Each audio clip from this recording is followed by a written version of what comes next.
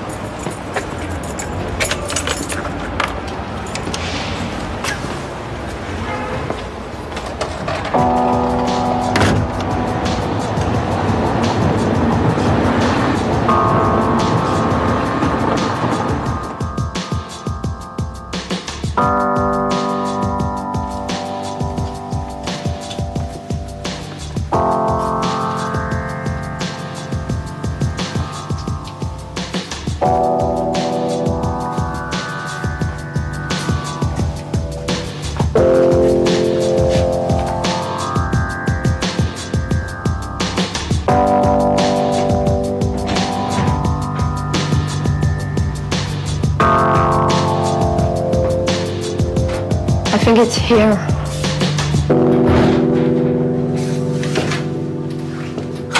I'm curious.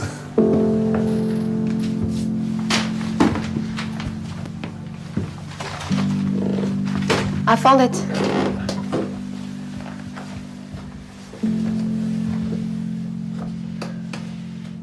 Let me tell you the story. This is where we came from. We came from a torn continent, destroyed by 2 world wars, impoverished, afloat, disoriented.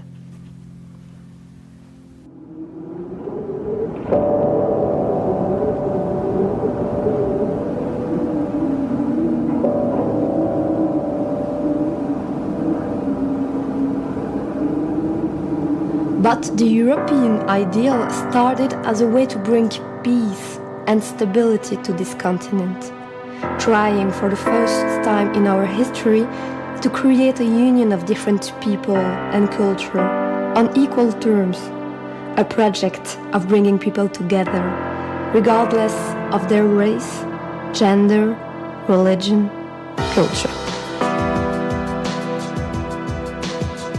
And we arrived to a point where the European Union created prosperity.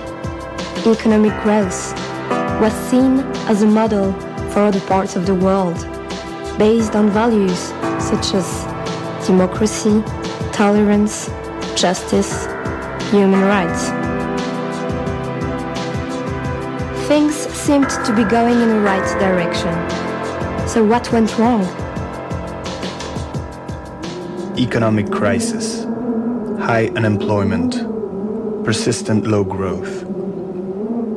The resurgence of populism, radicalization of society as a whole, the rise of terrorist groups who want to cause death and destruction.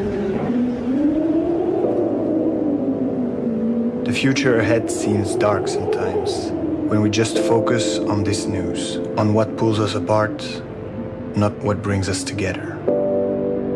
Is this the future we want? Is this the future we see for ourselves and our children?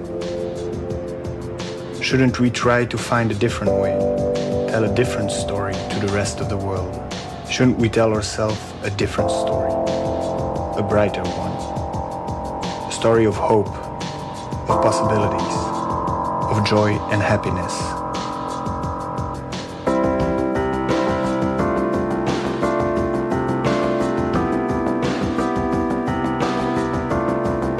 This is the story of a journey.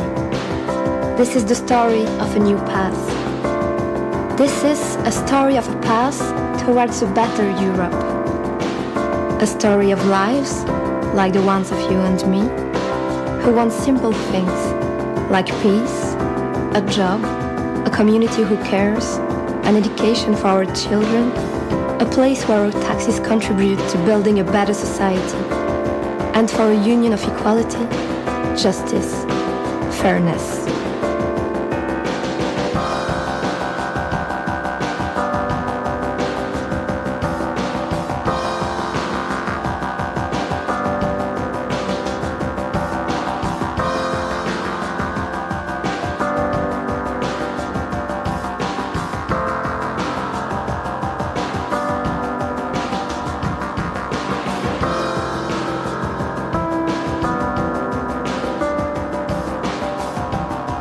This is why we need to debate, discuss, find new solutions together. Juntos. Społecznie. Insieme. Cartón. Razem. Skupaj. Together. Zusammen. Sam. Juntos. Zajedno. Juntos. Ensemble.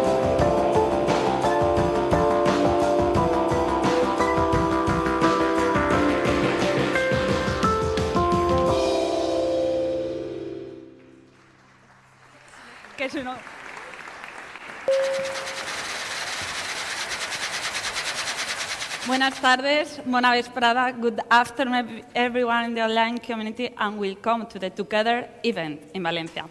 Por problemas de agenda vamos a dar la palabra a la jefa de la delegación española en el Parlamento Europeo, a Irache García, porque se tiene que ir y después continuamos con la presentación. Irache, por favor. De nada. Dear colleagues, welcome everybody. Thank you for to be here because for us, for the social democracy, it's very important to have this opportunity. We want to speak together. We want to find a solution for Europe together. I will speak in Spanish now, maybe you will need a translation. Okay. Muchísimas gracias por asistir a este acto, a este encuentro organizado por el Grupo de Socialistas y Demócratas con el nombre, bajo el lema de Together, Juntos. Así es como queremos trabajar en los próximos tiempos para construir esa otra Europa, esa Europa que devuelva la esperanza a los hombres y mujeres de nuestras ciudades, de nuestros municipios. Hoy os traslado un saludo desde la Delegación Socialista Española en el Parlamento Europeo y también en nombre de la Ejecutiva Federal del Partido Socialista Obrero Español. Somos conscientes que Europa dejó de ser ese sueño en el que muchos de nosotros y nosotras creíamos cuando pasamos por un momento difícil en este país de falta de libertades y de democracia. Europa era el espacio de las oportunidades, de la libertad, de la democracia, de la igualdad. Por desgracia, esta última década se ha convertido en ese instrumento que a través de las políticas de austeridad y de recortes ha dado la espalda a los hombres y mujeres que más necesitaban de nosotros, de Europa. Y por eso, hoy es más que nunca necesario el proyecto de los socialistas, de la socialdemocracia europea. Y tiene que ser un proyecto compartido, un proyecto que tenga la voz de todos y cada uno de quienes confían y creen que Europa sigue siendo la solución. Lo hemos dicho en muchas ocasiones. En este momento donde campan a sus anchas en Europa los populismos, la extrema derecha, los nacionalismos. Nosotros decimos que hay que tener un espíritu crítico, por supuesto, pero debemos de entender que Europa no puede ser el problema, que Europa tiene que ser la solución, pero una Europa distinta. Una Europa donde el pilar social, donde los derechos de los trabajadores, donde las políticas sociales, donde las libertades, donde las oportunidades tengan otra vez ese primer lugar que nunca debieron de perder. Y por lo tanto, esta iniciativa desde el Grupo de Socialistas y Demócratas pretende recorrer todos los rincones de nuestra Europa para escuchar, para intercambiar opiniones, para poder hacer una propuesta en firme de cuál es la Europa en la que queremos vivir y cuál es la Europa que queremos dejar a nuestras futuras generaciones.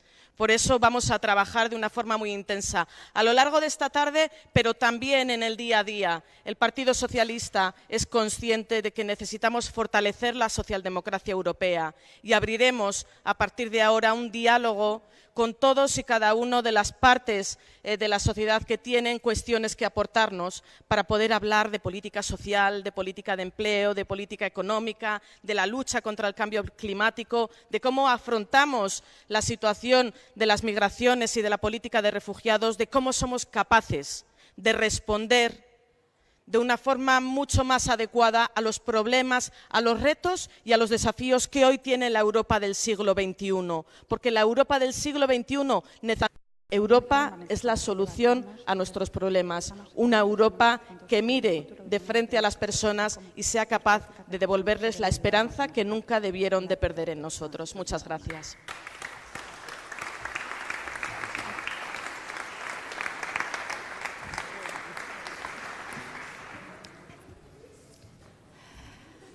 Bienvenidos de nuevo a Europe Together, Juntos Europa, una conferencia que los socialistas y demócratas europeos han organizado en Valencia para que debatamos y reflexionemos juntos sobre el futuro de la Unión Europea, en concreto sobre cómo las políticas de cohesión pueden ayudarnos a mejorar la vida de los ciudadanos y de las ciudadanas. Porque si algo tenemos claro es que invertir en Europa es y debe ser invertir en sus ciudadanos. No quiero alargarme porque las próximas 3 horas van a pasar por aquí numerosos dirigentes europeos que nos van a explicar qué son, cómo y en qué se invierten los fondos de cohesión, qué se ha logrado con ellos en los últimos años o qué no ha funcionado. Pero también, y ahí es donde cobran ustedes protagonismo, cuáles son los retos de futuro de las políticas de cohesión europeas. Europe Together es una iniciativa que surgió el año pasado a raíz de la votación del Brexit, con el objetivo de establecer un diálogo abierto con los ciudadanos sobre el futuro de la Europa progresista que queremos.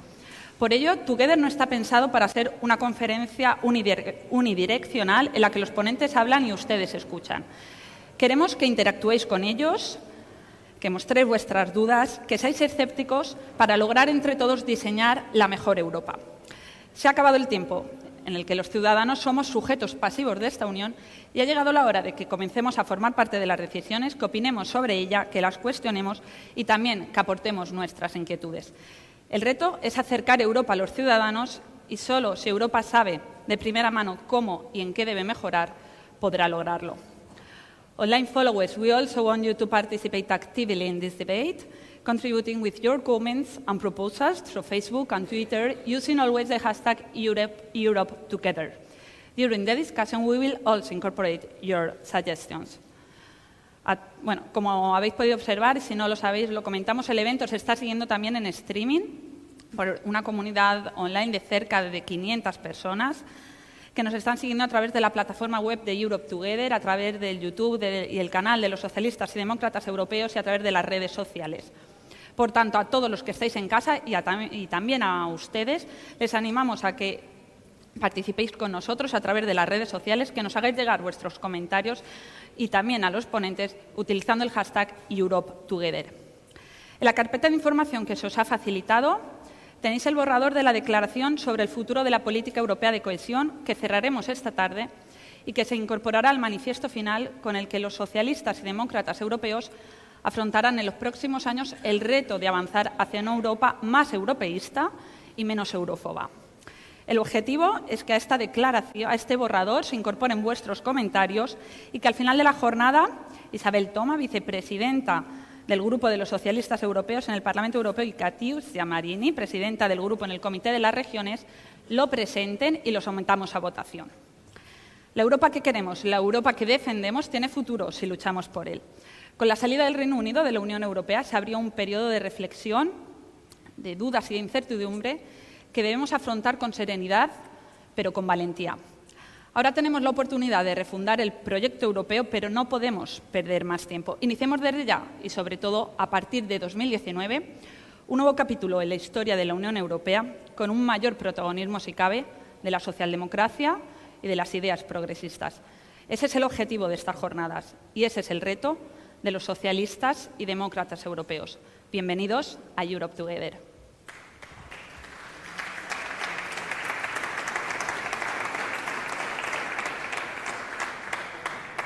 Y nadie mejor para inaugurar estas jornadas que Katiusia Marini, presidenta del Grupo de los Socialistas Europeos en el Comité de las Regiones. Welcome to Valencia. Grazie. Buonasera a tutti. Grazie. Questa seconda parte della nostra giornata vede la sessione Together che abbiamo già avuto in altre tappe europee, un momento di approfondimento, di confronto, come è stato giustamente detto, bidirezionale, quindi ci aspettiamo il contributo non solo dei relatori, che ringrazio per essere qui, relatori qualificati, importanti, ma anche e soprattutto di tanti che sono presenti a questo incontro. E lo vogliamo fare con questo obiettivo, di capire insieme, anche dal versante delle città e delle regioni, se possiamo dare un contributo di qualità sia alla costruzione del programma che vedrà il Partito Socialista Europeo, le forze progressiste coinvolte nella sfida del 2019, anche nel cambiamento del carattere dell'Europa e delle sue politiche, e se al tempo stesso sarà possibile ascoltare dal basso punti di vista, opinioni, anche su questo percorso che faremo da qui al 2019. Oggi lo vogliamo dedicare ad uno strumento che da sempre rappresenta una modalità di costruire politiche ed azioni nelle città che fanno essere l'Europa vicino ai cittadini.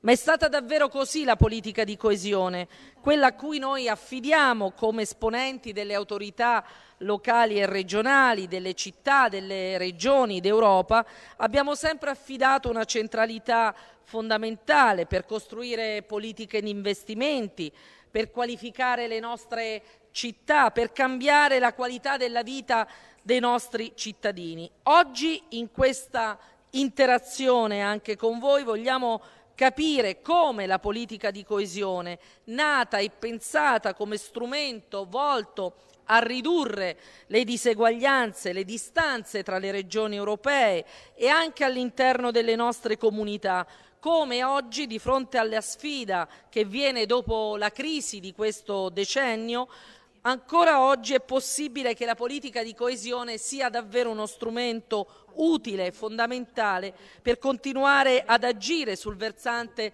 delle diseguaglianze economiche e sociali, delle discontinuità territoriali. E chi, se non i socialisti europei, le forze progressiste, si devono porre il tema di questo obiettivo da raggiungere? Allora vogliamo provare a parlare di politica di coesione anche con gli occhi del territorio, e vedrete nelle due sessioni di lavoro, quello che si è realizzato nelle città e nelle comunità locali e quanto i cittadini hanno percepito fino in fondo che quegli strumenti di azione sul territorio sono stati strumenti figli della politica di integrazione e di programmazione a livello europeo. Lo voglio testimoniare non solo come presidente del gruppo socialista, ma anche al Comitato delle Regioni, ma anche come presidente di una regione. La mia è una regione interna, non è proiettata sul mare come lo è la comunità di Valencia. È una regione che nei decenni ha molto utilizzato i fondi strutturali. Lo ha fatto per sostenere politiche di innovazione e di competitività delle piccole e medie imprese, per dotare il territorio di infrastrutture, in particolare negli anni più recenti quelle digitali, per affrontare i temi energetici e quelli della mobilità, per cambiare il livello di istruzione, ma soprattutto di formazione professionale, per affrontare temi che ci hanno visto molto esposti, come quello della riduzione dei rischi alle esposizioni delle calamità naturali e dei cambiamenti climatici. E allora ha ancora senso questo investire e continuare ad investire come regioni europee? Abbiamo ancora bisogno di una politica di coesione? Io credo che questo sia il tema che dobbiamo approfondire ed affrontare, immaginando quella che sarà la politica europea dopo il 2020, ma anche cercando di correggere quello che non ha funzionato. Penso ad esempio a come possiamo ridurre il carico amministrativo che è connesso all'attuazione di questa politica, come orientarci più sulla qualità dei risultati, come modificare il principio per l'assegnazione dei fondi strutturali, non basato unicamente su un indicatore, seppur importante e fondamentale, ma non onnicomprensivo come il PIL, come affrontare il tema della qualità e della misurazione dei progressi compiuti, non solo cifre, ma anche andare a vedere se davvero attraverso la politica di coesione è cambiata la qualità della vita dei cittadini, le opportunità che sono state offerte. E quindi la percezione, perché noi abbiamo bisogno anche di ricostruire una fiducia tra l'Europa e le sue comunità. E i rappresentanti degli enti locali e territoriali possono essere dei riferimenti importanti nella ricostruzione di questa fiducia e anche nella costruzione di politiche che rendano visibile l'azione dell'Europa sulle comunità locali, anche rispetto alle sfide più ampie, quelle legate ai fenomeni migratori, quelle connesse alla sicurezza sociale, soprattutto dopo la perdita di lavoro e di posti di lavoro in conseguenza della crisi. Allora, con la sessione di oggi pomeriggio ci attendiamo anche dal versante del Comitato delle Regioni un contributo come socialisti utile a costruire una piattaforma politica e programmatica con la quale affrontare le elezioni del 2019, ma anche l'ambizione più alta, capire cioè se i nostri valori, gli ideali che ci hanno orientato e ci orientano, soprattutto il tema dell'uguaglianza, delle chance, delle opportunità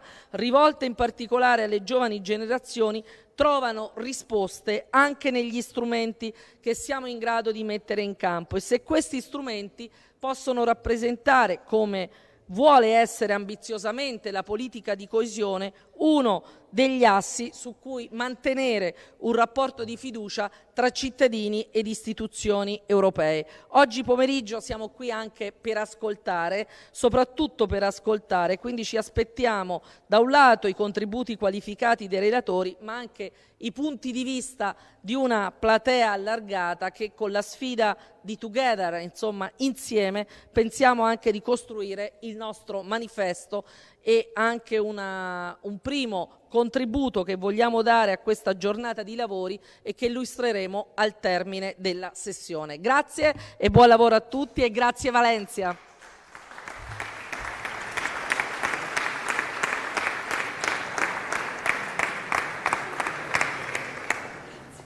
Advierto que el programa tiene una gran cantidad de ponentes en muy poco tiempo, por lo tanto voy a ser estricta con los tiempos.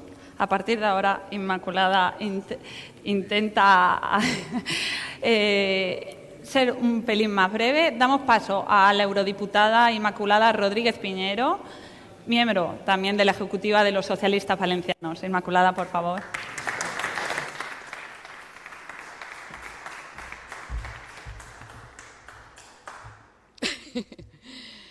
Bueno, buenísimas tardes a todas y a todos. Y muchísimas gracias a esta gran iniciativa del Grupo Socialista Europeo llamada Europe Together. Y desde luego, muy especialmente bienvenidos a mi tierra, a Valencia. Es para mí un orgullo y una gran satisfacción que se haya elegido Valencia para celebrar este encuentro, porque sin duda la elección no es casual.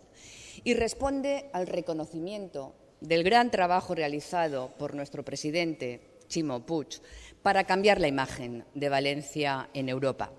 Y desde luego os puedo decir que doy buena fe de ello. Porque cuando llegué allí, en julio del 2014, la imagen de la comunidad valenciana, desgraciadamente, es la que transmitía sus instituciones. Y las relaciones institucionales entre la Unión Europea y la Comunidad Valenciana estaban basadas en el descrédito y en la desconfianza ante la corrupción de sus gobernantes, Ante el engaño en las cifras del déficit, Vicente Soler lo sabe muy bien, hemos tenido que padecer las consecuencias. Y desde luego también por la vulneración de las reglas de la competencia.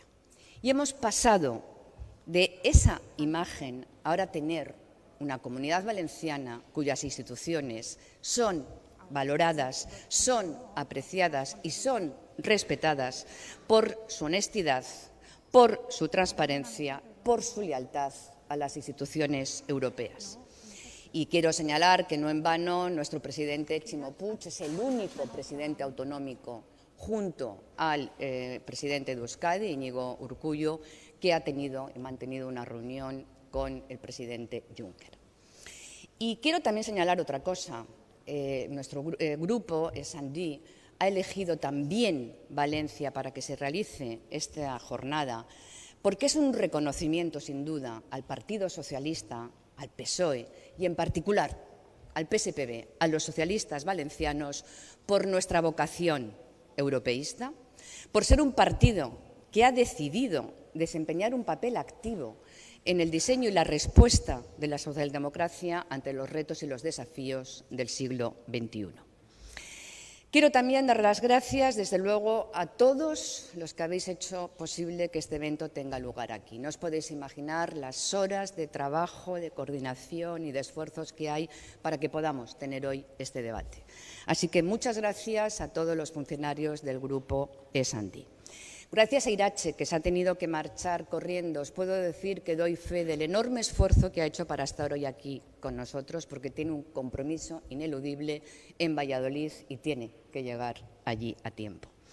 Doy las gracias también a Sandra, a nuestra magnífica portavoz en el Ayuntamiento de Valencia. Doy las gracias a Karl-Heinz, a quien tuve ayer el honor de conocer y de tener una muy interesante, gratificante y fructífera conversación que no es solo más que el inicio de una larga amistad, Karl. Y, desde luego, muchísimas gracias también a nuestra presidenta socialista en el Comité de Regiones, Katiuskia. Es un gran honor también haberte conocido y alojar aquí y acoger aquí a todos los representantes de todos los rincones de Europa en el Comité de Regiones y en nuestro grupo. La Unión Europea, lo hemos dicho antes muchas veces y lo voy a decir una vez más, aunque lo haya dicho nuestros anteriores intervinientes, se enfrenta a una situación muy compleja. La crisis, las políticas de austeridad extrema que se han aplicado, el aumento de la desigualdad y la gestión de la crisis migratoria han alejado a la ciudadanía de Europa, mientras crecían el antieuropeísmo, el populismo y los nacionalismos. El Brexit, sin duda alguna, es el máximo exponente de todo esto.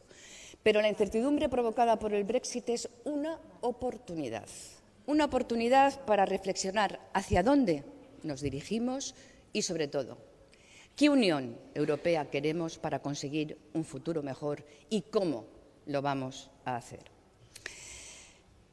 Tenemos que acercar Europa a los ciudadanos para que los ciudadanos vuelvan a sentir a Europa como suya.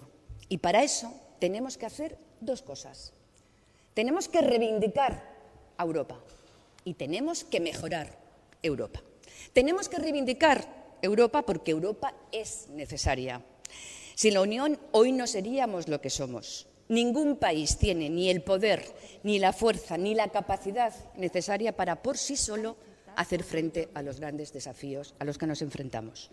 Somos fuertes, sí, y solo sí si estamos juntos, unidos, together.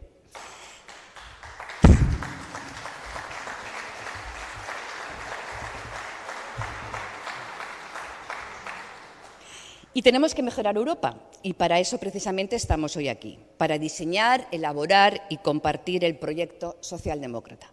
Un proyecto que apuesta por reforzar la integración, para hacer una Europa más fuerte, para desarrollar una nueva agenda social que sitúa a las personas en el centro de las políticas y que combata toda forma de desigualdad.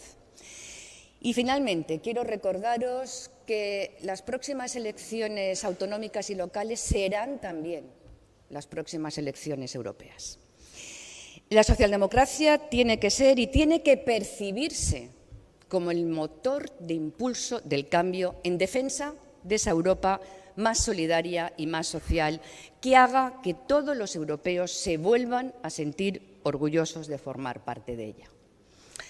Capaz de recuperar la capacidad, la credibilidad y la confianza, y sobre todo, tenemos que recuperar la ilusión de la ciudadanía en nuestra opción política. Una opción que reivindica una unión de la igualdad, sin estados, sin regiones, sin trabajadores y sin ciudadanos de segunda.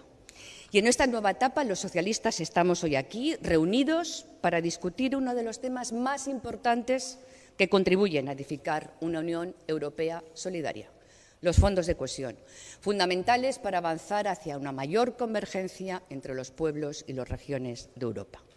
Valencia nos abre hoy sus puertas para debatir sobre el futuro de la política de cohesión. Estoy segura que tendremos un magnífico debate, ya que tenemos a los mejores ponentes y, desde luego, a los mejores participantes. Muchísimas gracias.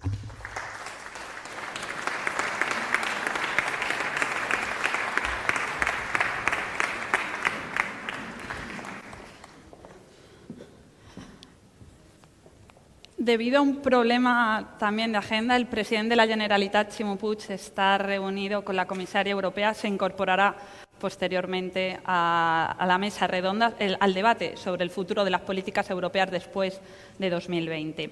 Así que continuamos ahora con el programa, porque las políticas de cohesión, como ustedes saben, lo ha dicho antes Irache, suponen 1/3 aproximadamente del presupuesto de la Unión Europea y son el mecanismo más eficaz que tienen para fomentar la inversión en los países miembros y en muchas de sus regiones.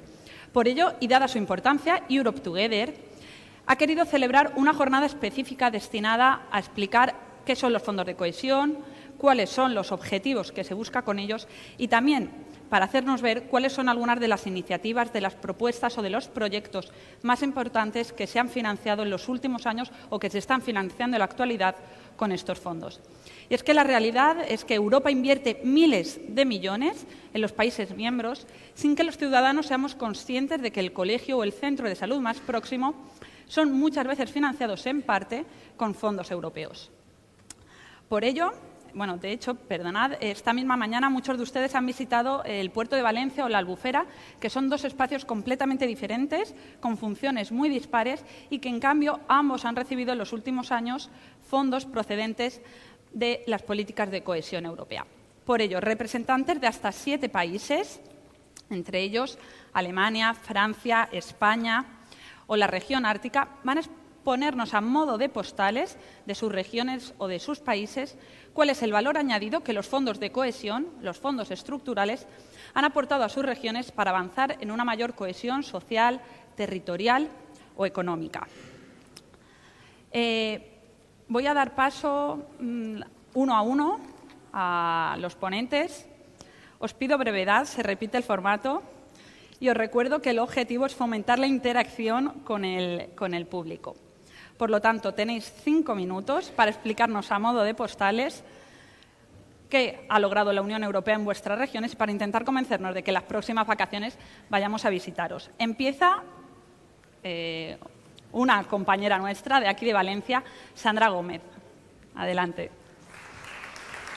Teniente de alcalde del Ayuntamiento de Valencia. Si quieres. Sí. Aquí. No vas a tener micro. Mejor, sí. Vale, pues muy buenas tardes a todos y a todas.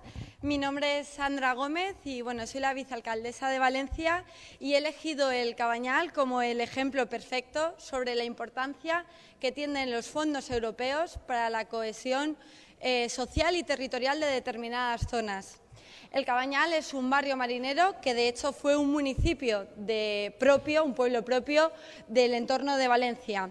Es un lugar que ha inspirado a grandes artistas que seguro que muchos conocéis y que tienen relevancia internacional como Sorolla y que tiene un valor cultural, patrimonial y social propio y completamente diferenciado de Valencia. Tanto es así que en el año 1993 todo el barrio del Cabañal fue declarado un bien de interés cultural. Pese a esa protección, en el año 2000, el anterior gobierno local, que era de corte conservador, decidió implementar un proyecto que era una gran avenida que llevaba desde el centro hasta el mar y que, por lo tanto, suponía el derribo completo de todo el barrio del Cabañal y, por lo tanto, la pérdida de todo su valor material e inmaterial para la ciudad de Valencia. Tras años, casi 10, de luchas judiciales, políticas y vecinales, gracias también al apoyo, al esfuerzo de los vecinos del Cabañal, se consiguió paralizar el plan, pero no las ansias de la anterior corporación de destruir el barrio.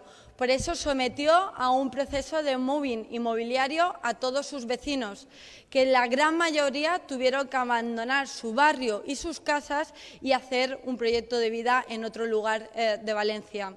El resultado de todo ello fue que el barrio con mayor valor histórico y patrimonial de Valencia se convirtió en el barrio más degradado de toda la ciudad. De hecho, hasta el año 2015, en el barrio del Cabañal prácticamente no quedaba nada ni nadie. Tan solo los solares de las casas que habían conseguido expropiar, casas tapiadas de familias que habían tenido que abandonar el barrio o casas que habían sido, aprovechando que se habían quedado vacías, habían sido ocupadas ilegalmente. Con el cambio de color tanto del Ayuntamiento de Valencia como de la propia Generalitat Valenciana, nos pusimos ambas administraciones el objetivo prioritario de rehabilitar el Cabañal. Y para ello quisimos, sin lugar a dudas, involucrar a la Unión Europea y presentar un proyecto a los fondos FEDER a través de la estrategia de desarrollo urbano integral y sostenible, que es la estrategia EDUSI, para que la Unión Europea también nos ayudara a la rehabilitación del barrio. Hicimos un proceso completamente participado por las diferentes entidades que forman parte del barrio, entidades vecinales, culturales, educativas, y presentamos el proyecto ante las instituciones europeas. Con la buena noticia que se resolvió favorablemente y además con la inversión máxima. En total, el barrio del Cabañal va a recibir de la Unión Europea un total de 30 millones de euros cofinanciados entre el Ayuntamiento y la Unión Europea. Con esos fondos pretendemos rehabilitar física, urbanísticamente, social, culturalmente, económica, comercialmente, un barrio que es completamente único en toda Valencia. ¿Y cómo vamos a hacerlo? Pues dotándolo de servicios y de derechos y de dotaciones municipales básicos que el barrio del Cabañal no tenía. Por ejemplo, algo tan simple como escuelas infantiles, centros de día, espacios culturales, rehabilitación de edificios históricos protegidos como la Lonja de Pescadores o la reurbanización de todas sus calles. Bueno, en conclusión, para ir acabando, quiero decir que sin duda el Cabañal y sus vecinos han sido los más afectados y maltratados por el anterior gobierno local y gracias a la complicidad de la Unión Europea podemos conseguir que esa ilusión y esperanza de los vecinos en el actual cambio político de sus administraciones se mantenga viva, porque consigamos, gracias al apoyo de la Unión Europea, rehabilitar el barrio, por lo tanto, devolverlo a sus vecinos y vecinas que lo tuvieron que abandonar, que se convierta en realidad en un espacio en el que puedan simplemente vivir y convivir y además tengamos un barrio que nos haga a Valencia una ciudad única por ser Valencia una ciudad que tiene un barrio marinero que hace que esté en el mapa del atractivo también turístico. Muchísimas gracias.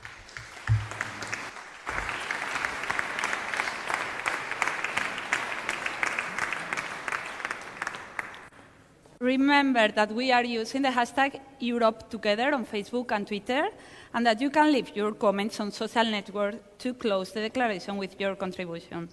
Continuamos ahora con la región de Turingia, en Alemania, con Babette Winter. Please.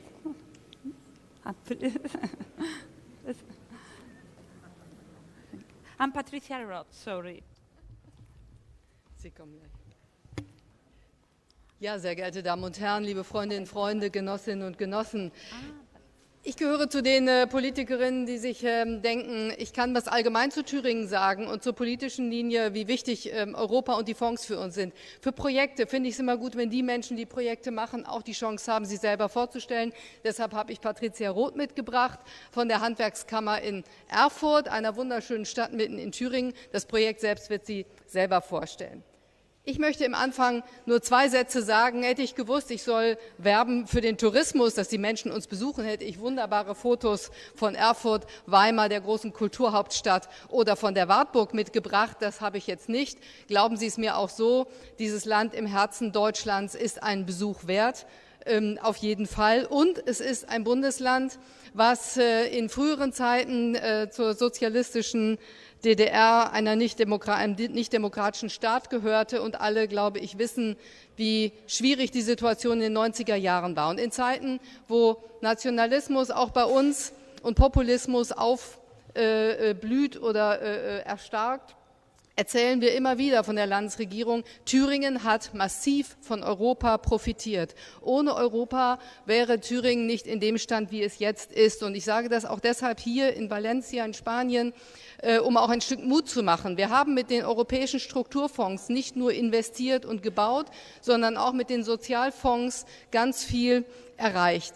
Und natürlich ist es degressiv und wir sagen das auch, wir wissen, dass wir, weil es uns besser geht, die Arbeitslosigkeit war bis vor 8 Jahren noch bei circa 17-18% im Land, wir sind jetzt bei 6,9%, auch dank der Unterstützung, die wir leisten konnten mit den Mitteln der EU.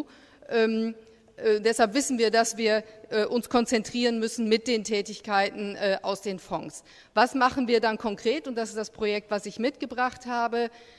Wir haben eine geringere Arbeitslosigkeit, wir haben sogar freie Stellen, wir haben freie Ausbildungsplätze, wir haben aber auch junge Menschen, die Schwierigkeiten haben, sich zu integrieren, sich zu orientieren bei der Berufswahl. Und wir wollen natürlich versuchen, sowohl die Menschen, die zu uns zugewandert sind, zu ertüchtigen, ins Berufsleben bei uns einzusteigen, als auch junge Menschen, die vielleicht sogar eher die Schule abbrechen würden oder auf der Suche sind nach dem richtigen Berufsweg, ihnen Berufsorientierung zu geben. Und jetzt höre ich mit meinem halben Teil Postkarte auch schon auf und gebe an Frau Roth. Und da sie so wenig Zeit hat, es vorzustellen, ermutige ich Sie, hinterher beim Gespräch gern auf die junge Frau aus Erfurt zuzukommen und ihr Fragen zu stellen, wie das Projekt im Konkreten gelaufen ist. Dankeschön. Ja, vielen Dank, Frau Dr. Winter.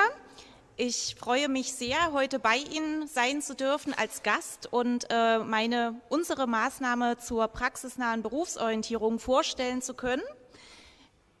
Ich bin Mitarbeiterin der Handwerkskammer Erfurt und Projektleiterin des Projekts. Die Handwerkskammern sind Körperschaften öffentlichen Rechts. Das heißt, sie haben hoheitliche Aufgaben und neben diesen unterstützen sie die duale Berufsausbildung in Deutschland, indem sie überbetriebliche Lehrunterweisungen anbieten. Und das Handwerk hat zahlreiche Berufe von A wie Anlagenmechanik bis Z wie Zahntechnik, von denen man heute gar nicht denken würde, dass sie dem traditionellen Handwerk entspringen. Und das Handwerk hat eine große Sorge. Es braucht Nachwuchs. Deswegen freuen wir uns sehr, dass wir bestimmte Gebiete in Thüringen unterstützen dürfen und in den ESF geförderten Projekten zur Berufsorientierung teilnehmen dürfen. Alle Schüler in Thüringen, alle allgemeinbildenden Schulen können sich bei der Handwerkskammer Erfurt und ihren Partnern, wir haben Partner aus dem Bau, aus der Industrie, aus der Sozialwirtschaft, eine frühzeitige Berufsorientierung wahrnehmen.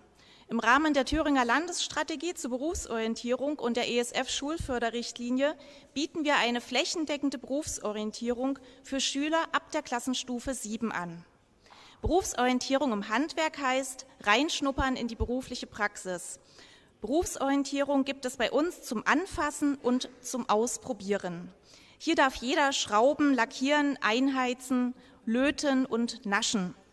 Die Wirtschaft in Deutschland bietet vielfältige Möglichkeiten. Bei unserem Projekt lernen die Schüler diese hautnah kennen.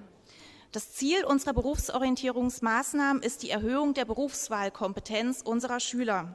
Wir möchten die Schüler befähigen, ihre Zukunft in die eigenen Hände zu nehmen, um ihre spätere Berufswahlentscheidung bewusst treffen zu können. Gemeinsam mit unseren Partnern ist es unser Ziel, die Fachkräftesicherung in Deutschland durch eine frühzeitig einsetzende Berufsorientierung zu unterstützen. Dabei können sich unsere Schülerinnen und Schüler in einem sehr breiten Berufsfeldspektrum ausprobieren und sich im Laufe ihrer Schuljahre vielfältig orientieren. In der 7. Klasse starten wir mit einer Praxisrallye. Das heißt, die Schüler können 5 unterschiedliche Berufsfelder in einer Woche kennenlernen. Sie wechseln also jeden Tag das Berufsfeld. Das unterstützt sie zum einen am Anfang ihres Berufswahlprozesses, indem sie einen Einblick in die Vielfalt der Ausbildungsberufe bekommen. Ab Klassenstufe 8 haben sie die Möglichkeit, eine ganze Woche vertiefend ein Berufsfeld kennenzulernen. Am Ende jeder bestandenen Maßnahme erhalten unsere Schüler ein Zertifikat. Thüringen konnte in den letzten 2 Jahren über 30.000 Zertifikate überreichen, die die Schüler dann in ihren Berufswahlpass einbinden können. Über 150.000 Zertifikate wurden in den letzten 2 Jahren ausgestellt. Dabei arbeiten wir sehr eng mit den Schulen in Thüringen zusammen. Durch diese enge Zusammenarbeit mit den schulischen Beratungslehrern, aber auch mit den Akteuren der Wirtschaft, erfolgt eine komplexe Gesamtsteuerung des Berufsorientierungsprozesses in Thüringen. Die Landesstrategie verankert die Berufsorientierung als eine schulische Aufgabe. Das ist eine sehr große Herausforderung für die Schulen in Thüringen. Und wir als Handwerkskammer unterstützen sie gern dabei. Wie gelingt uns das? Wir wollen die Schüler begeistern. Wir wollen sie dazu ermutigen, sich mit der Zukunft bewusst auseinanderzusetzen. Wir bieten ihnen spannende, in sich geschlossene Mini-Projekte an, bei denen sich die Jugendlichen praxisnah ausprobieren können. Und wir möchten damit Interesse für eine Ausbildung oder ein Studium wecken. Ein kleines Beispiel aus der Anlagenmechanik. Hier planen bis zu 10 Schüler gleichzeitig den Bau und die Montage einer komplexen Heizungsanlage. Es wird also gesägt, geschraubt und gehämmert und abschließend natürlich getestet. Da kommt es auch schon mal vor, dass eine unserer Werkstätten geflutet wird. Aber das gehört zu diesem Prozess dazu und Fehler machen ist erlaubt. Den Teilnehmern macht es mehrheitlich großen Spaß, das Ergebnis in den eigenen Händen zu halten. Und das erhöht die Motivation der Teilnehmer für ihren Berufsorientierungsprozess.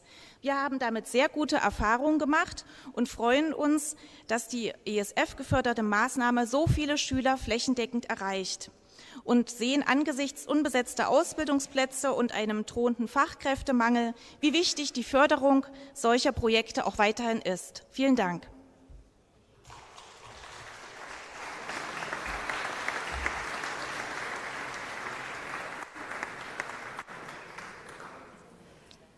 Muchas gracias. Nos vamos ahora hasta Rumanía, a la región de Constanța, con Decebal Fagatau.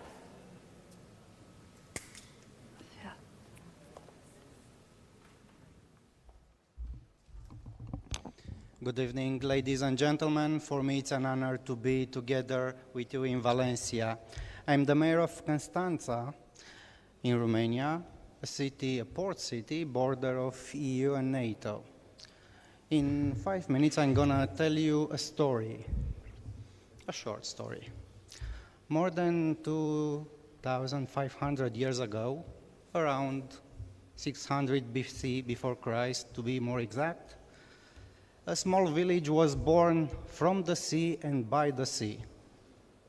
The village, enlarged itself big enough to convince a Roman emperor, Augustus, to banish Publius Ovidius Naso, from Sulmona, Italy, to Tomis. He was unhappy in Constanța in Tomis, but he was productive and he left us together a great heritage. one of the greatest poets of Latinity. Tomis became, step by step, Constanța, and up to the Romanian Independence War, 1878, the population was, roughly speaking, 10,000 people. After that, from the Roman Empire, it was transferred definitively to Romania. The city grew up to 100 years ago, and we've reached 20,000 inhabitants. Our forefathers worked hard, and they've built the largest and the deepest port on the Black Sea, a channel linking the Black Sea with the Danube, connecting our region with Europe. At that time, Constanța became a home for Armenians, Greeks, Italians, you name it. And Constanța became a second home from each one who visited our city. Of course, we've designed and built a resort, Mamaia, separated at the beginning. But unfortunately, the revolution came from this point of view. After 1989, we had a population 350,000 inhabitants. So in 100 years, to increase one city from 20,000 people to 350,000, wow, it's quite impressive. But we've lost somehow our identity. After revolution, like in all the ethnic part of Europe, there were changes. The most important one being part of EU. 10 years ago, Romania became member of EU, and this transformed our city and our country. What we've done in these 10 years, we've used structural funds, and of course, we've built a highway linking our capital with Constanța, a ring road. We've enlarged the beaches. We've stopped the coastal erosion. We've updated the infrastructure in Mamaia, which became part of our city, transforming our city in a touristical city. Also, we were trying to regain our identity. And behind me, you can see the old part of the city, which was planned to be demolished in socialism era. And we've stopped this process. And now, dear Katyusha, our Ovid has a square. We've applied for structural funds, and we've used this for infrastructure in the old part of the city. We wrote 4 projects: a promenade, the square, the streets, the beaches. We've used also the money to upgrade infrastructure in Mamaia. Mamaia was a separated part of the body of our city. Now it's part of our city, and 4 years ago won the award for the most dynamic resort in Europe, competing with Ibiza and other resorts. What we've achieved, we've stopped the decrease of population. The unemployment in Constanța, it's less than 0.6%. During the summer, we are organizing a whole range of events, cultural events, sportive events, international events. I've discussed with Mr. President of the Committee of the Region last week, and I've told him that in that particular day, a South Korean violinist, Sarah Chang, was playing Vivaldi in Ovidiu Square. Something incredible a few years ago, before Romania was part of EU. In the same time, we hosted the European Youth Chess Championship. More than 2,000 kids from 48 countries competing. Triathlon, you name it. Everybody now has this appeal. We are safe. Of course, it's important not just to apply on paper for the projects, but with the heart, because we wanted to regain our status. Constanța was European before Europe, in fact. This was our history. We live in peace, we live in tolerance, we don't have conflict. Of course, being the eastern border of EU and NATO gives us, let's say, an unclear perspective about the future. But we are confident because together we have a bright future. I'm pretty sure this meeting in Valencia will convince us that we have a singular chance to work together also in future.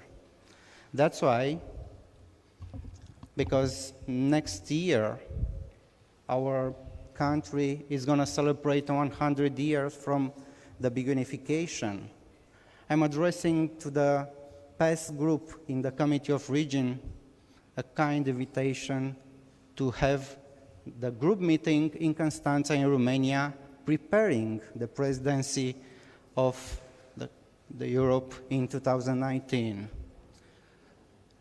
Constanța became home for each person who visited Constanța. The same feeling I had in Valencia, the same feeling I had in each city I visited where the projects implemented with structural funds were written with the heart, not only with the necessity of solving a problem. Romania, Constanța are proud to be part of Europe. And since I became mayor, in a political campaign in which I used the hashtag together, we are proud to be part of EU. Of course, the future might seem unclear nowadays, but it's in our hand, it's in our power, in respect for our forefathers, to look with confidence in the future. I think nobody has a magical solution to read, like a riddle, what is going to be after Brexit. But I'm sure our brothers in UK will remain our brothers. So this is the story of my city. It's a safe city. We have everything needed, not on the level of Valencia or the cities or regions you are representing, but we have a big heart and we have the will to convince you that we are together brothers. Thank you very much. The time, please.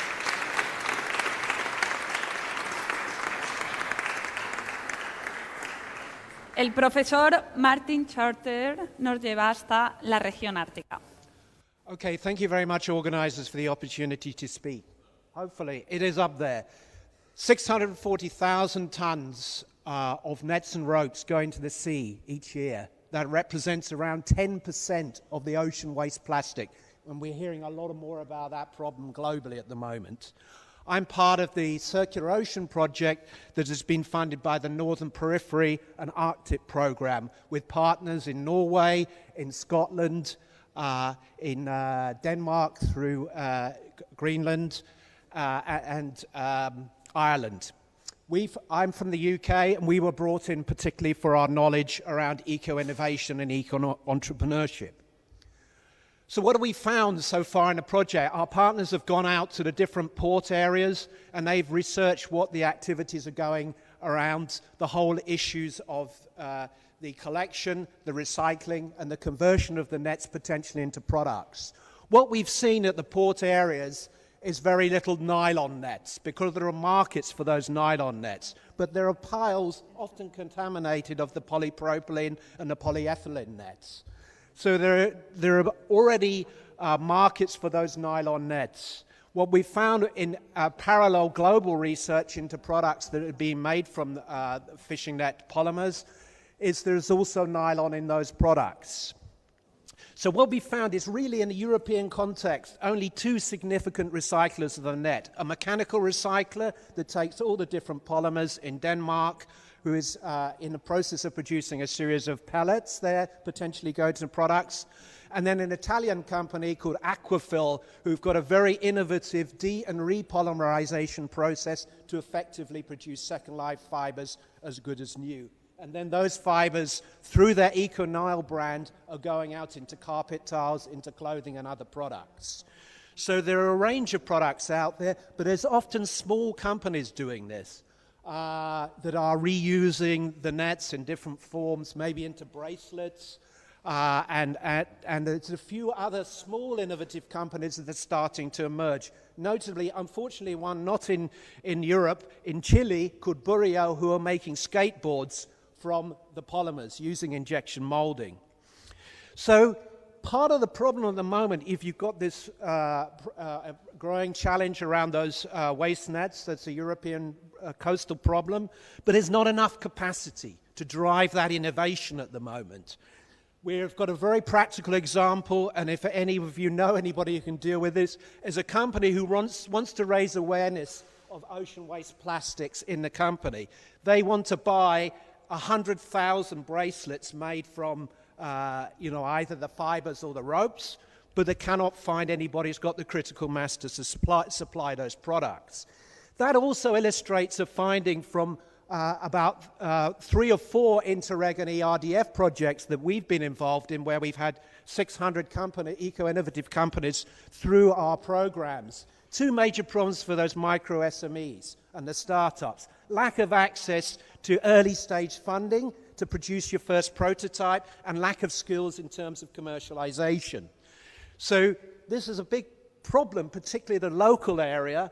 And what we need to design in Europe is much better systems locally, and particularly looking at this problem in ports, to bring the entrepreneurs together, to bring the funders together with the innovators and other organizations to create and design that system to bring good ideas to the marketplace. That doesn't exist, or very rarely exists. So what we're finishing in the project, is looking at that whole idea and looking at the idea of a lab or a hub to collect those nets and then to create products from those nets. Other interesting examples are starting to emerge of particularly one company, crowdfunding. They've raised 200,000 euros to 3D print using the filaments from the nets. So we've got even so-called Industry 4.0 moving into this area. So in closing, this is really just a very interesting example of the challenges of circular economy innovation. And, perhaps there are opportunities out there. I haven't had a chance to talk to you about other interesting things, such as repair cafes, which I'm very interested in. So if you've got any in your towns or cities, any repair cafes, please do talk to me about it, because I run one and I did the first global research. And also in any of your areas, if you have robots that are looking at disassembly of products, I'm very interested to talk to you for another reason on there. So hopefully that's within my 5 minutes. Thank you very much.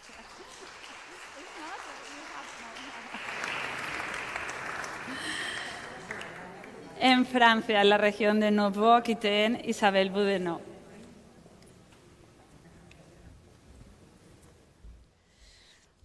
Oui, bonjour à tous et toutes. Un petit mot, un seul, mais quand même pour remercier toutes les équipes de la ville et de la région pour cet accueil formidable qu'on a reçu. C'était vraiment extraordinaire depuis hier soir. Et puis un mot aussi pour remercier l'équipe du comité des régions, parce que là, on a des cartes postales qui sont très intéressantes, mais elles viennent vraiment en complément d'interventions ce matin qui étaient d'une qualité remarquable et qui ont vraiment toutes illustré la nécessité de maintenir cette politique de cohésion, de la maintenir malgré les très fortes tensions sur le budget européen, mais ça, je pense qu'on y reviendra. Ma carte postale à moi va porter sur l'un de ces fonds, le FEADER, qui est utilisé plutôt en milieu rural, qui ne fait pas à proprement parler partie de la politique de cohésion, et pourtant. Vous savez sans doute que la France a connu 2 grandes réformes qui concernent ces régions. La première, c'est celle d'avoir enfin autorisé les régions à être autorités de gestion des fonds européens, du FEDER et d'une partie du FSE, c'était en 2014. Et puis en 2015, il y a eu la fusion des régions. Et donc nous, la Nouvelle-Aquitaine, nous nous retrouvons être la plus grande région de France. C'est tout presque le quart sud-ouest. Et c'est la fusion de 3 régions, l'ancienne Aquitaine, le Limousin et Poitou-Charentes. Donc c'est une région qui compte 6 millions d'habitants, qui tout le monde connaît au moins de nom sa capitale, sa métropole régionale puisque c'est Bordeaux. Elle a un littoral atlantique très attractif, touristique, mais il y a aussi un arrière-pays, notamment le Limousin, mais aussi l'ancienne Aquitaine avait des secteurs vraiment très tournés vers l'agriculture, la Dordogne, le Lot-et-Garonne. Donc la Nouvelle-Aquitaine est une terre aussi très agricole. Elle est même la plus agricole de France en valeur ajoutée dans sa production. Donc elle compte 12 départements et parmi eux des départements très ruraux, très peu denses. Vous avez sans doute entendu parler de la Corrèze et de la Creuse. L'exemple que je vais vous citer est en Corrèze et il s'agit de la ferme des 5 Sens dont vous voyez des illustrations. Il était une fois donc, dans la jolie commune de Bonneval, 3 jeunes agriculteurs diplômés, agronomes, qui décident de s'associer pour développer des activités autour d'une agriculture respectueuse de l'environnement, bio au maximum. Ils sont installés depuis le début de l'année 2016. Ils pratiquent l'élevage avec des brebis et des vaches, 110 têtes, le maraîchage sur 2,4 hectares, et surtout, ils développent une production nouvelle autour de plantes aromatiques et médicinales sur 1 hectare. Le tout est fondé sur les principes de l'agroécologie, avec l'idée, bien sûr, que ces activités soient complémentaires les unes des autres et d'éviter au maximum les intrants extérieurs. Donc l'élevage produit du fumier qui nourrit les cultures. Les huiles essentielles sont utilisées aussi pour soigner les animaux. Il semblerait que l'origan soit très efficace. Et il y a des expérimentations également pour que les huiles essentielles servent à la production agricole avec le laurier, la verveine ou le romarin qui commencerait, on est en expérimentation, mais qui commencerait à avoir des résultats sur la culture des plantes. Bien sûr, nos 3 jeunes agriculteurs privilégient les ventes directes, les circuits courts, et donc il y a une véritable dimension locale dans cette croissance basée vraiment sur une richesse du territoire. Un petit point sur le financement, c'était 300 000 € d'investissement, il y a eu 234 000 € de prêts bonifiés soutenus par le FEADER, une subvention, la dotation jeune agriculteur pour 60 000 €, et à cela il faut ajouter l'aide au financement et à la création de l'atelier de plantes aromatiques et médicinales. Il s'agissait en fait de transformer une dégrange en distillerie. C'est un atelier qui a coûté 100 000 € et qui a été financé à 55%. Ce 55%, c'est le rassemblement de crédits propres de la région et également de nouveau de crédits FEADER. Donc vous le voyez sur un territoire a priori difficile, qui était un peu en décrochage, vraiment très rural, où les jeunes ne restent pas. Là, l'Europe et la région ont trouvé les moyens de créer de la richesse, d'appuyer des initiatives locales, de continuer donc à avoir une croissance locale dans le respect de l'environnement. Et ça montre vraiment qu'il n'y a pas de fatalité pour ces territoires ruraux et que les fonds structurels, mais aussi le deuxième pilier de la PAC, interviennent sur ces territoires ruraux. Donc vraiment, les fonds structurels, ça irrigue tous nos territoires et tous les citoyens. Donc c'était vraiment le message que depuis ce matin, on porte. Continuons à soutenir ces fonds structurels. Ayons un budget à la hauteur. C'est vraiment le défi qui nous attend. Ce budget ne peut pas continuellement être à la baisse. Il faut être moins dépendant des contributions des États membres. Mais je suis sûre que Isabelle Thomas, je crois qu'il doit intervenir, reviendra là-dessus. Merci.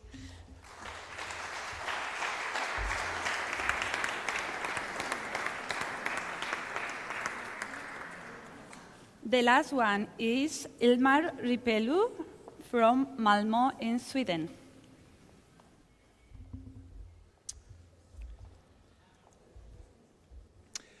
First of all, I'm very happy to be in Valencia. I was here 10 years ago, and at that time I can say that what a change you made in this city.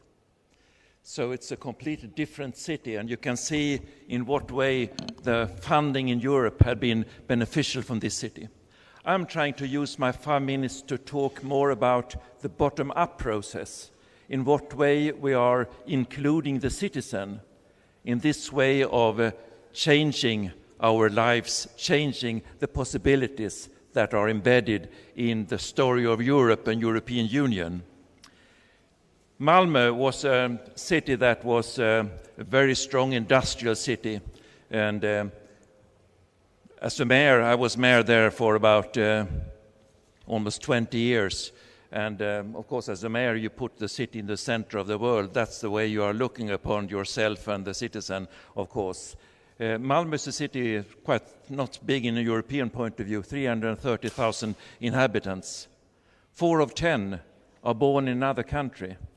I'm born in Estonia. I came to Sweden during the Second World War as a war refugee together with my parents.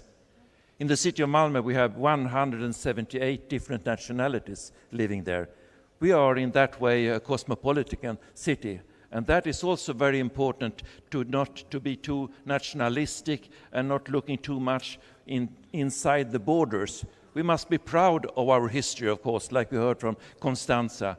We understand our lives backwards, but we have to live them forwards. So carry the history with you. This is the place where the working class heroes were working in Malmö. The Kockums shipyard, like you had a shipyard in Dunkirk and other places. This was the world's biggest shipyard after the Second World War, and a very efficient one. They built these 350,000-ton carriers in 29 days each, produced them all the way like that. And then I will tell some words about to see beyond the borders. This is in the beginning of the 90s, 1992. We had the European, not European Unity, but the Rio Conference, 1992, about what's happening on the world. That was an important conference, and most important thanks to this girl, Severin Suzuki, 12-year-old girl from Vancouver, who told all the members of the states, the heads of the states, what are you doing with the world? What's happening? What are you going to bring over to my kids? Are they going to experience clean water, clean air, coral reefs, rainforests? That conference, that paved the road to the Kyoto and Kyoto Protocol. That paved the road to Nagoya and the biodiversity treaty that we had there. That was a very inspiring thing for us, because when I was elected, the Social Democrats got their own majority in Malmö, 1994. Then most of our industries has disappeared in a period of 5 years. We went from full employment 1990 till 22% unemployment 1995. And in that period, of course, what to do? Where is the future? We entered the European Union the 1st of January 1995, and we used this period to see where were all the visions for the young people. They were very much embedded in the Rio Protocol. They were very much embedded in what's happening in the world. The elderly people were very anxious about what's happening when we lost 28,000 jobs in the industry. And we created vision groups where we put together citizens, people from the academia, people from the trade unions, people from the business sectors, to start to say, where do we want our city to be within 10 years? We took, of course, we took up what was talking about in Europe, being an communication hub, of course, and what you said in Rio, to be a forerunner in environmental issues, of course, being a forerunner in social inclusiveness. And this vision project, this was not making a plan. This was a way of forming the future together with the citizen. In that way, open the eyes and see it's not only things what's happening here. For instance, we were supposed to build this bridge over to Denmark. That was looked upon from the young people, from the women, from the environmentalists as a dinosaur project. Are you going to give even more emissions? Are you going to destroy the nature even more with traffic going down to the rural area or something like that? And we said, how can we change this? Make this bridge something that builds a union, a transnational pact between Sweden and Denmark, fighting unemployment. Can we use this more for train traffic, electric train traffic, to reduce the emission instead? And in that way, that bridge from Control and Metal, that became a bridge for opening all or building all the other mental bridges to see where the future lies. And for instance, we are talking a lot about things, what's happening in our city. We are going to build a fixed link between Denmark and Germany also. That is not only an issue between Denmark and Germany. I was visiting the Brenner Pass also. They were talking about what's happening in the surrounding. These are links that are parts of the Scandinavian corridor. We must understand ourselves that this is a part how we are connecting ourselves from Helsinki, Stockholm, Oslo, down to Copenhagen, Malmö, Hamburg, down through Austria, Italy, down to Palermo, and then the motorways that we see over to Valencia and places like that. To see that when we are investing, we are not investing only in our own society. We are investing in building a Europe that is beneficial for most of the people in Europe. Otherwise, you are pointing fingers on each other. Oh, why do they get so much money and we don't get this money? Then you understand that they are building something that is part in something bigger, where we are part of that also. And time is running, but also I like to say that what we did, for instance, in our harbor area, where we had this shipyard, there we said that can we together with the best scientists in environmental questions, can we change a filthy, polluted brownfield area, 1 million square meters, where we want to build a completely sustainable part of the city that is CO2 neutral. And we did that, and we get all the recognitions. We will get the first prize of the city of tomorrow, like that. And that made all the citizens in the city to feel that we are part of taking care of the issues of CO2 emissions and greenhouse gases emissions. This, of course, was about how we are warming our houses, how we are cooling them in the summer. And this is no electricity produced in other ways than 100% produced by locally produced renewable energy. That was possible to do and be proud of.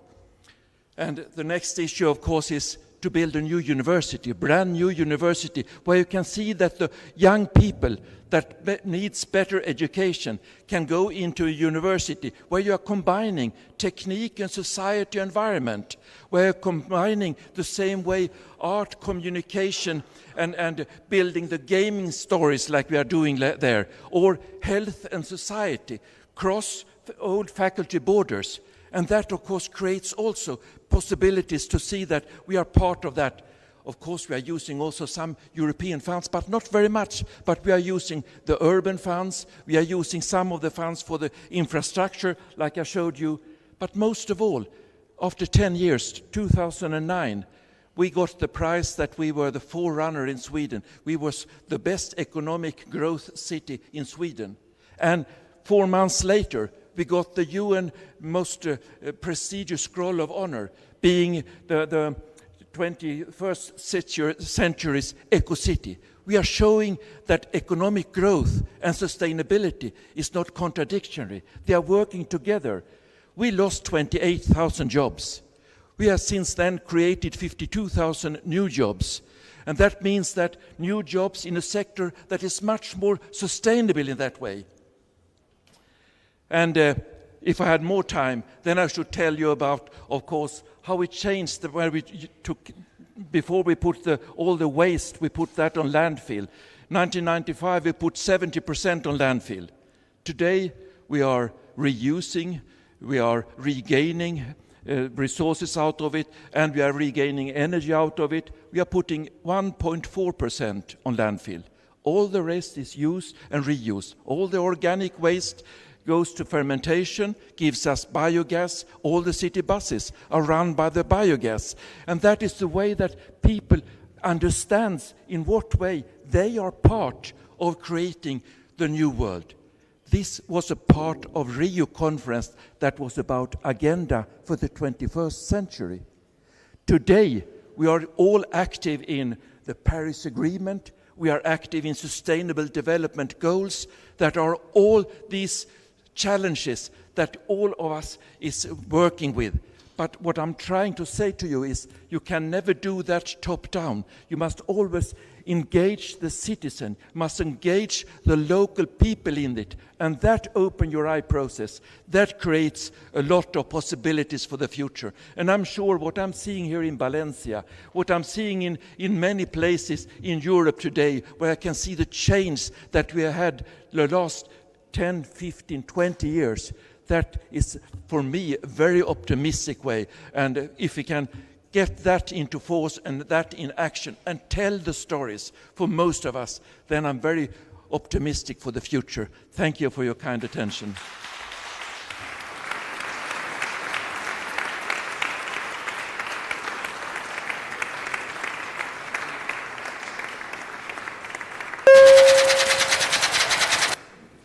Thank you very much for all of you. ¿Alguna pregunta? ¿Tenéis alguna pregunta para los ponentes? ¿Nadie? Os animamos a que participéis en las redes sociales, ya lo hemos dicho, a través del hashtag EuropeTogether, o que nos hagáis vuestras aportaciones con comentarios como los de Alexander Glowowski, que dice "We are facing huge changes such as Brexit and its consequences for our co-citizens of Ireland or security threats on our eastern border. We need more solidarity among our governments and among our cities." Estamos sufriendo grandes cambios a los que tenemos que hacer frente, como el Brexit, por sus consecuencias, no solo entre los ciudadanos irlandeses, sino también entre todos los ciudadanos de la Unión Europea, o también los problemas que estamos sufriendo en las fronteras del este. Necesitamos más solidaridad entre nuestros gobiernos y también entre nuestros ciudadanos. Os animamos a que continuéis con nosotros a través de las redes sociales. Y ahora os cuento, para aquellos que no estáis registrados en la web de Europe Together, os animo a hacerlo. Os cuento que tenéis la posibilidad de participar en las discusiones o debates temáticos que mensualmente se abren. Son muchos los que ya lo han hecho, y especialmente entre el mes de julio y hasta el 21 de agosto fueron muchos jóvenes especialmente los que reflexionaron sobre el futuro de Europa desde el punto de vista de las políticas de cohesión, que es el tema que esta tarde nos ocupa. El resto, hayamos participado o no en el debate, tenemos a nuestra disposición de forma pública todos los comentarios realizados para comentarlos, debatirlos o mejorarlos, pero también la opción de votarlos.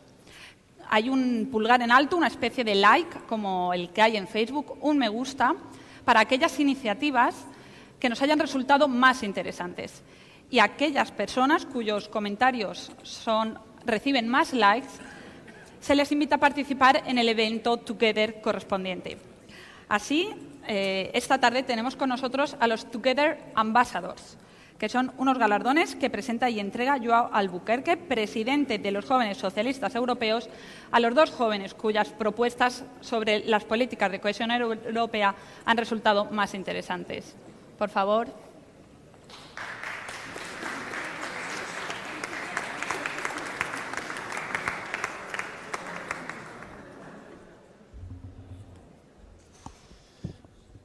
Good afternoon to everybody. I would like to start by thanking the S&D Group for the great cooperation that we've been having with the Young European Socialists. Since we took over since April, it has been a great cooperation, and we are very proud to be here in the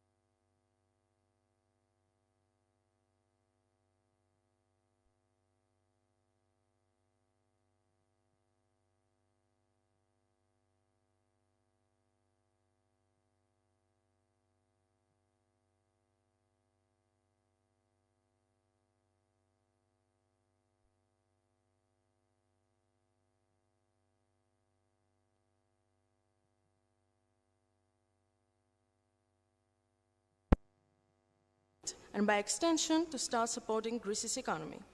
They're now able to enter and work in the domestic and international market more easily. Therefore, the cohesion policy is something that is truly necessary for Greece's progress, and by extension, Europe's advancement. And of course, in this, up until now, flawless arrangement, there is always room for improvement. When talking about the effects and purposes of the cohesion policy, we are referring to the relationship between the people of the EU. Therefore, the fact that we should focus on, in order to successfully spend in the future the Union's money, is the people. Providing the European citizens with proper, extended education not only will prepare them for the future and the technological advances that it includes, but also they turn out to be more open-minded and affable towards everything different. An educated mind is a mind free of prejudices and pride, a mind ready to survive and thrive within the brand new era Europe is working towards. On the same grounds, after receiving the proper education, it would be wise to urge them to get involved with new business plans when environment has a part. More specifically, the environment has a lot to offer to Europe, from basic protected market to low carbon economy. Thankfully, Europe, the old world, has been blessed with a truly rich soil. At the same time, the Union would be achieving one more of its goals, the protection of the planet's environment. In conclusion, the cohesion and regional policy is what binds Europe together and what makes it a successful, necessary, and powerful union of the world. Thank you for your kind attention.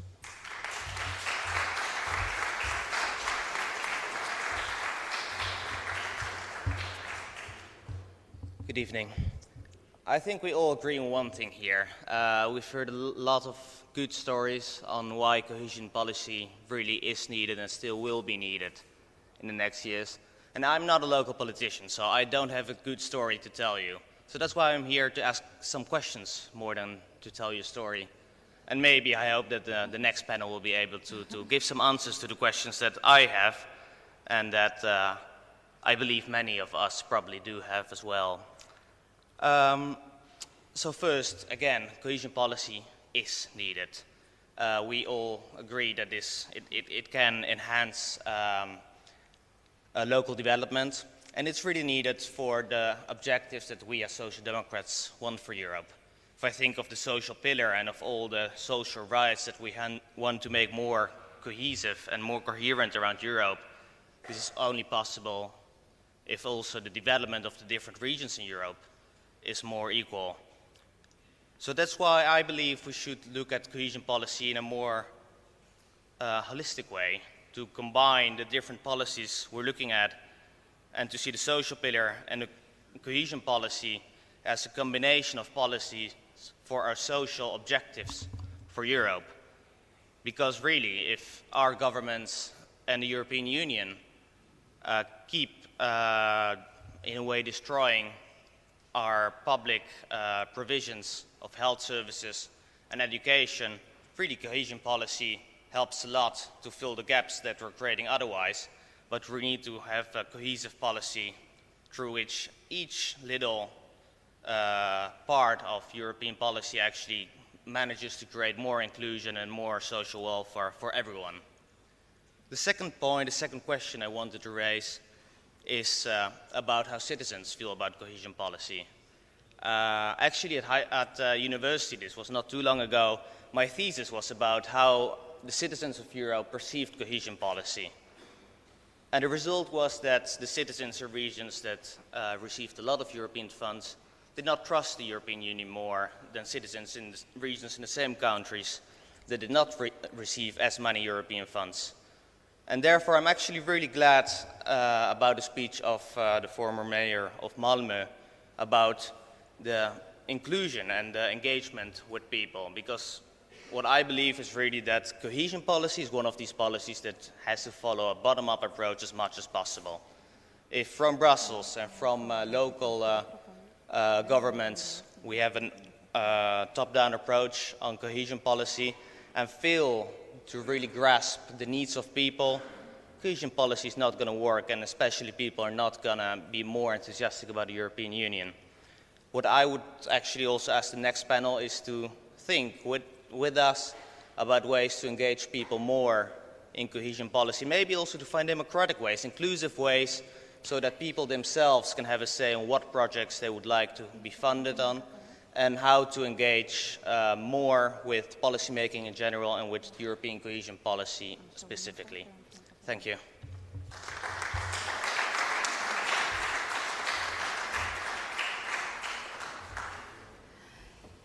El próximo evento de Europe Together tendrá lugar en Bruselas y versará sobre el futuro de los partidos progresistas en Europa. Así que ya sabéis que estáis a tiempo de participar, de hacer vuestras quinielas sobre qué pasará con los distintos partidos socialistas en las próximas elecciones y de convertiros en los próximos Together Ambassadors.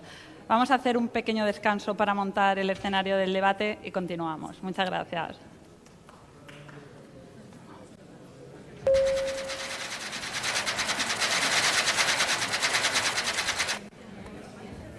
¿5 minutos? ¿No? Son solo 2 minutos, o sea, no hace falta que si queréis que salgáis, es solo para montar el escenario. Por favor, os animo, os recuerdo si queréis, el hashtag que estamos utilizando es Europe Together. Participad con nosotros.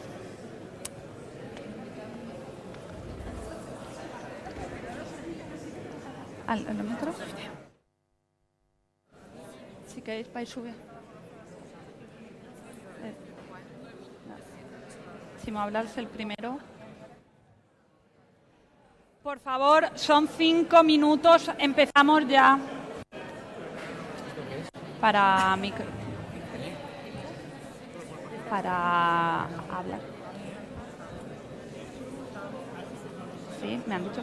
Espérate.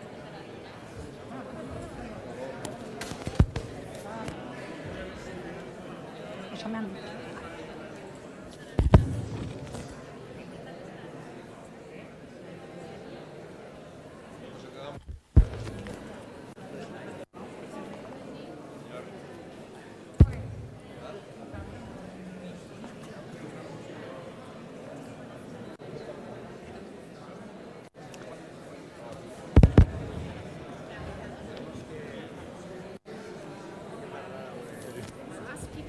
Can you talk? Can you talk? Tell them a question. Ask a question.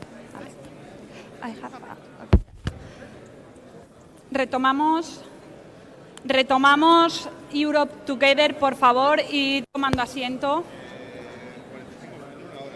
Por favor, siéntense.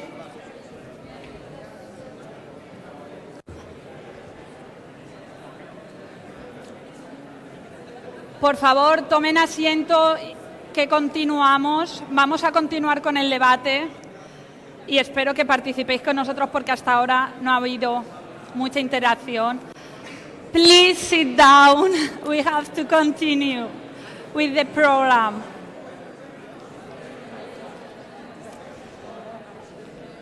Please.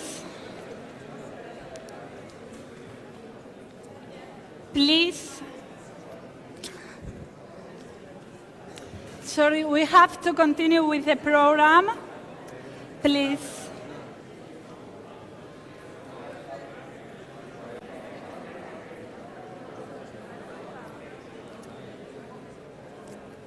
Please sit down. You have to tell them to sit down.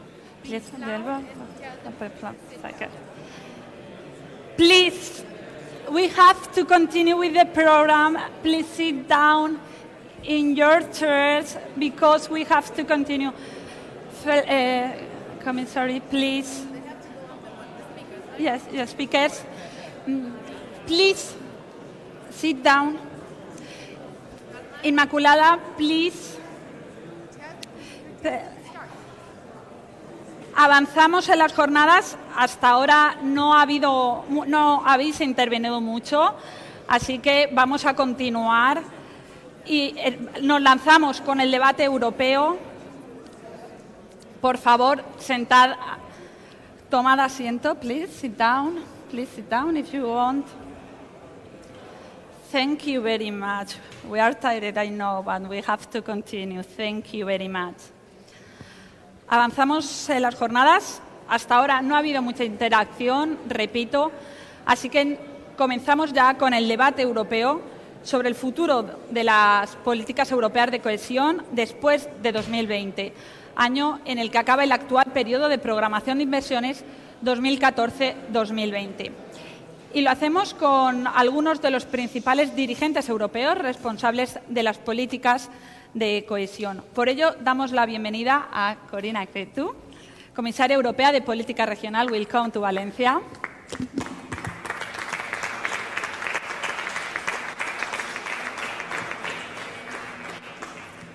Fabrizio Barca, economista y autor del libro Una agenda para una política de cohesión reformada. Muchas gracias.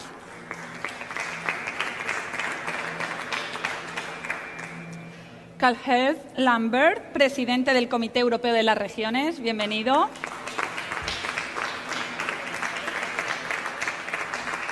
E Isabel Tomás, europarlamentaria, vicepresidenta del Grupo Socialista y responsable de las políticas de cohesión en el grupo. Remember that you only have 2-3 minutes for an initial presentation, and after that you should establish a discussion with the attendees, with our online community, and between yourselves. European Commissioner, whenever you want, please.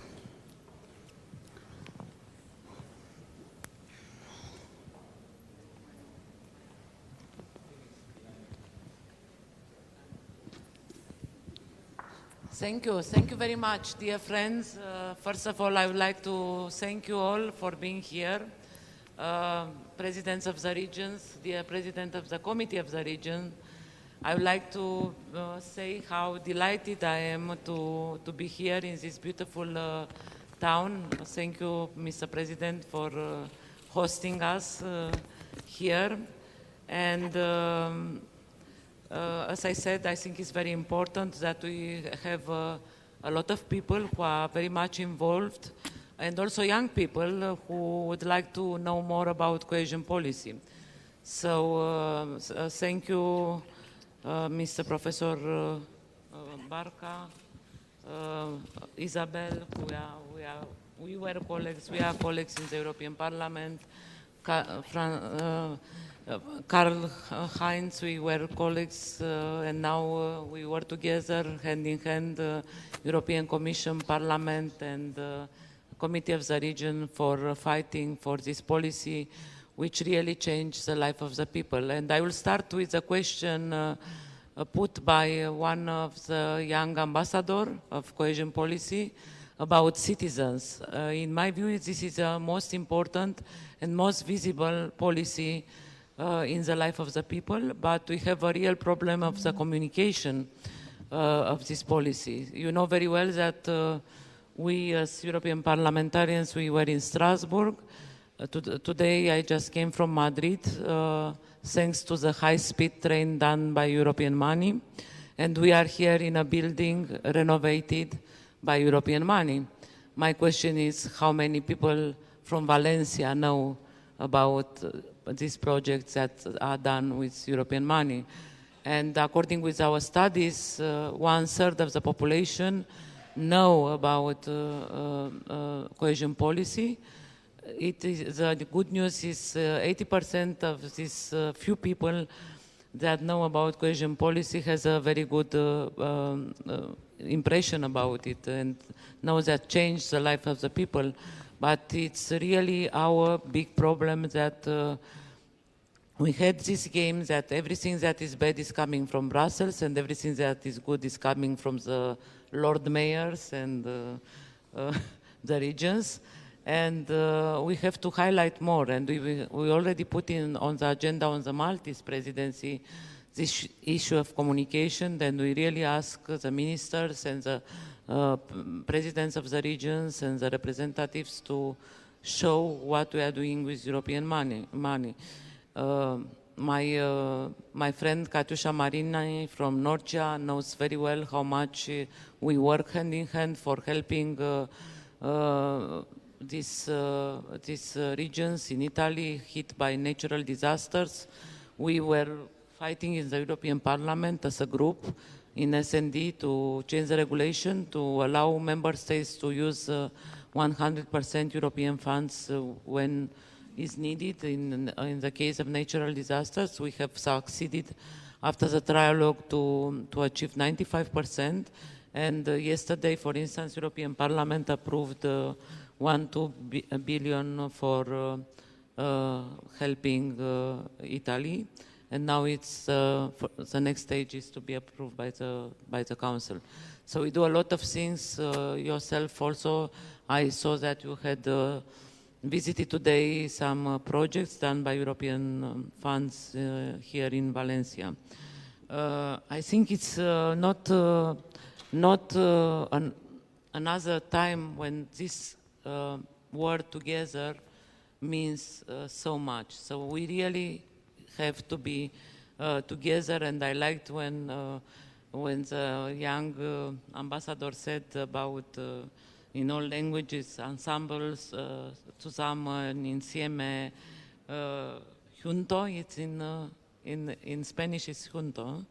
Junto, mazi is in Greek, and if I may, I will teach you in the language of the country I'm coming from, împreună. This means together.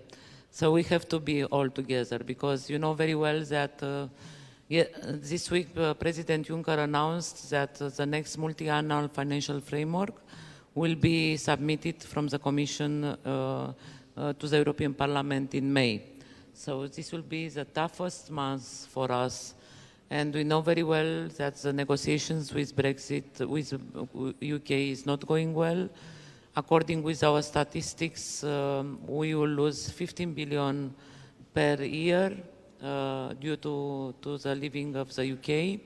So we have by default less budget, and we have new challenges like migration, security, internal, external. So it's very early to say how the budget will look like. There are many ideas.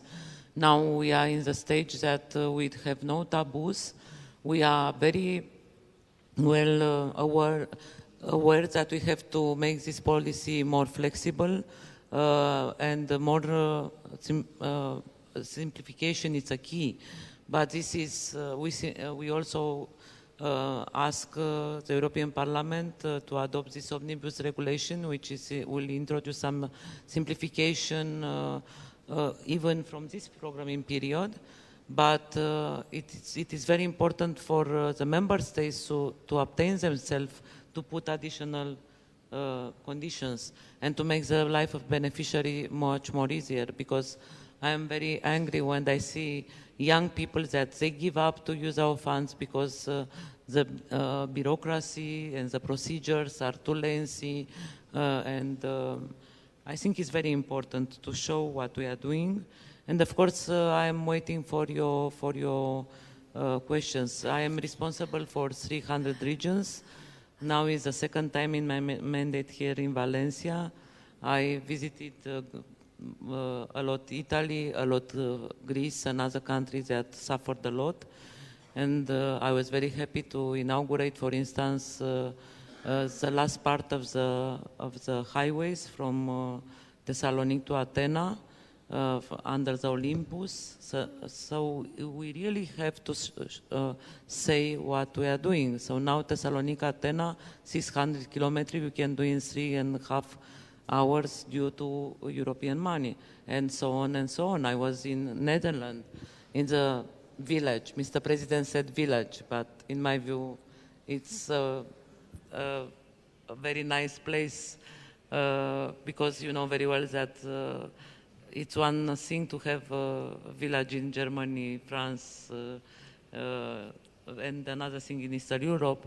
But I was in Eupen. It's the town where, the region where Mr. President Lamberts was president 15 years, senator. He was a main figure for so many years.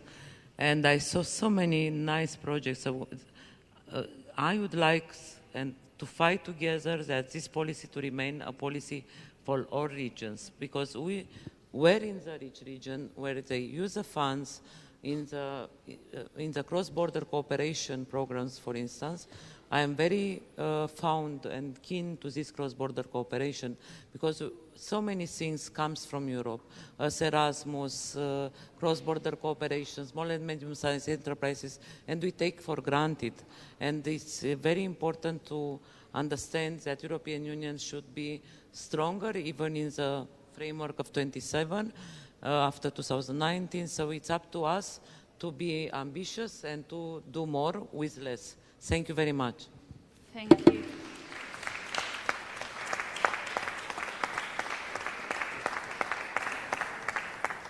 Thank you very much. Now we need brevity, please, because I promise a discussion between our attendees. Thank you. Fabrizio, whenever you want. Thank you very much for the opportunity to be here. I will tackle exactly the same point that the Commissioner has on the question. We have a paradox. We had these amazing flowers, 1,000 flowers. We had 7 flowers, but there are another 993 amazing flowers around Europe. And then it doesn't go through. No? It doesn't go through. We don't convince the people. We don't move them. We don't give the feeling that this is Europe. So what is the issue? I think that we progressive people we should know about paradoxes, because we have a big paradox on our heads. I mean, Europe as the most amazing and serious inequalities developed through 30 years of wrong policies. We have pushed people into divides, new social divides, new economic divides, fears for your identity, fear for your norms at local level, fears in rural areas, not just about economic and social, also about values, okay? And then these fears have not produced a support for the people who have opposed the wrong policies and the progressive. These fears have gone in the wrong direction. They are supporting barriers, they're supporting closing, they're supporting anti-competition, they're supporting... So we have that's another paradox, okay? So we should know about paradoxes, and we must tackle paradoxes, otherwise we are not going to win the hearts. And I think the answer is one, and we should adopt the first line on President Juncker's speech, which is, we have been too cautious. This is not time for caution. We have been too prudent, troppo prudenti. This is the issue. I mean, in the case of cohesion policy, it's even more amazing, the paradox, because in my view, after 18 years, 20 years, having worked with it at every possible level, administrative level, local level, top level, political level, ministerial level, my answer is that the present and the current arrangement after the 2013 reform of cohesion policy is the right regulation. It is not a problem of rules. The reason why we have a paradox is that it's about implementation, is the political implementation, is the technical implementation, is the human resource implementation of that policy where we lose. And we should tackle it. I mean, I've written proposals on the basis of that, but I leave that if somebody wants to know about them. That's not, I argue in my remaining minute why I believe that. The current policy has all the ingredients that you asked for. The participatory aspect is there. It is a policy that brings context back into the place, okay? All the wrong policies the last 30 years have been space-blind policies, okay? Policies designed in a competent centers, believing that you can design a policy and ignore the amazing amount of knowledge. It's not just a matter of democracy, it's a matter of the knowledge in order to design a proper health system is only among the people. It's not just that we are the nice people that want to hear them. Participation is knowledge, and the policy is there. Not only that, we are not blind. We know that the local level sometimes degenerates. Let's speak frankly, this is a political meeting. Sometimes the responsibility for the underdevelopment traps is due to the local leadership. So this is not just a policy that says it's not good old local development, oh how lovely they are in every place. This is a policy that enhances and gives power to the local level, but retains for the European Union a power, what Adam Smith called the impartial spectator, invasive, paternalistic, Amartya Sen would say. So this is an amazing policy that combines a local level, potentially, local level empowerment and a strong power at supranational level, distant from places, not to be captured. You know, Corina cannot be captured by the small little detail of my Calabria, okay? So the design is appropriate. So what is the problem? That when it comes to it, we do not really believe in it. We have linked in the 2013 reform this policy to the general budgetary policy. It is an appropriate link, but then when it comes to it, the linkage goes only one way. And you have displacement, so you have, rather than additionality, you have substitution. So you are spending with the cohesion policy, sometimes the national domestic policy is coming. Not only national governments claim that it is their own merit, but they're actually cutting the national funds. So there is no coherence between the macroeconomics and the design of this policy, okay? So, but this doesn't require any change of the rule. It requires the politics. It requires anger, discussion, openness, boldness, no caution. And it requires, as I claim in my very specific proposal, to which I can come, I finished, it requires also strengthening and adjusting the role of the European Commission, and creating, this is what I suggest, and giving, empowering the audit and control role to a system like the central bank system, a central system of audit and control. So you have national authorities for audit that are European branches of a European national agency, exactly where the central banks, so that the European Commission can take care of substance, of contents, of results, and be enhanced. I mean, and also have more people. Oh, more people, God, we cannot employ more people. I know that's the first reaction in Brussels. I said 500 new pioneers, recruited, high-level recruitment. Not nepotism, recruited by a system. There are some amazing guys, some amazing young guys, 32, 33, 28, 37, all over Europe, 500 people working for the European Commission for a unified fund that can actually not stay in Brussels but spend 7 years on the ground, on the streets, exactly as you said. It can be done, but then it costs about $1.5 billion, $2 billion. It's the cost of a couple of big motorways that probably will not even be used, and I'm saying that with some reference to where I stay now. Thank you.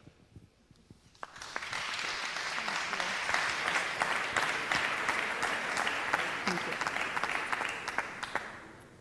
President.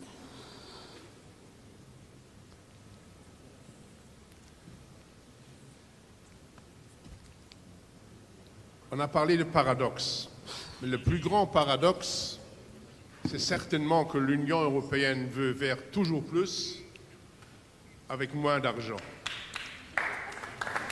Et ça, un jour, ça doit arrêter. Ce matin, nous avons déjà parlé de la fameuse tasse de café par citoyen européen que coûte le budget européen chaque jour. C'est déjà beaucoup quand on regarde la somme, mais c'est très peu en réalité. Mais je suis aussi certain qu'on n'aura pas des grandes sommes supplémentaires. Mais l'essentiel, c'est que la politique de cohésion est une politique qui s'inscrit sur le terrain, qui ne se conçoit pas quelque part à Bruxelles ou à Strasbourg, mais qui se développe à partir de ce que veulent faire les régions, les collectivités territoriales, et qu'on peut impulser alors en contribuant par un cofinancement. Ça, c'est la démarche et elle est bonne. Je crois d'ailleurs qu'il y a quand même encore quelques simplifications à faire. La législation, ça fait des milliers de pages et j'ai passé 3 décennies de ma vie à appliquer des projets européens dans la cohésion et je dois vous dire que parfois, ça pourrait être beaucoup plus simple. Et peut-être on va une fois arriver à le faire. Mais l'essentiel, c'est que dans les années à venir, malgré les problèmes du Brexit, malgré les autres priorités, on continue à avoir une politique de cohésion forte où toutes les régions peuvent être partie prenante, une politique de cohésion qui ne se fait pas détruire par tout genre de conditionnalité et une politique de cohésion qui est vraiment une politique qui prouve que l'Union européenne a une vraie valeur ajoutée pour les gens là où ils vivent, parce que partout il y a des choses extraordinaires à faire. Et une Union européenne sans une politique de cohésion, ça ne serait plus l'Union européenne telle que, en tout cas moi je la veux et tous mes collègues au comité des régions également.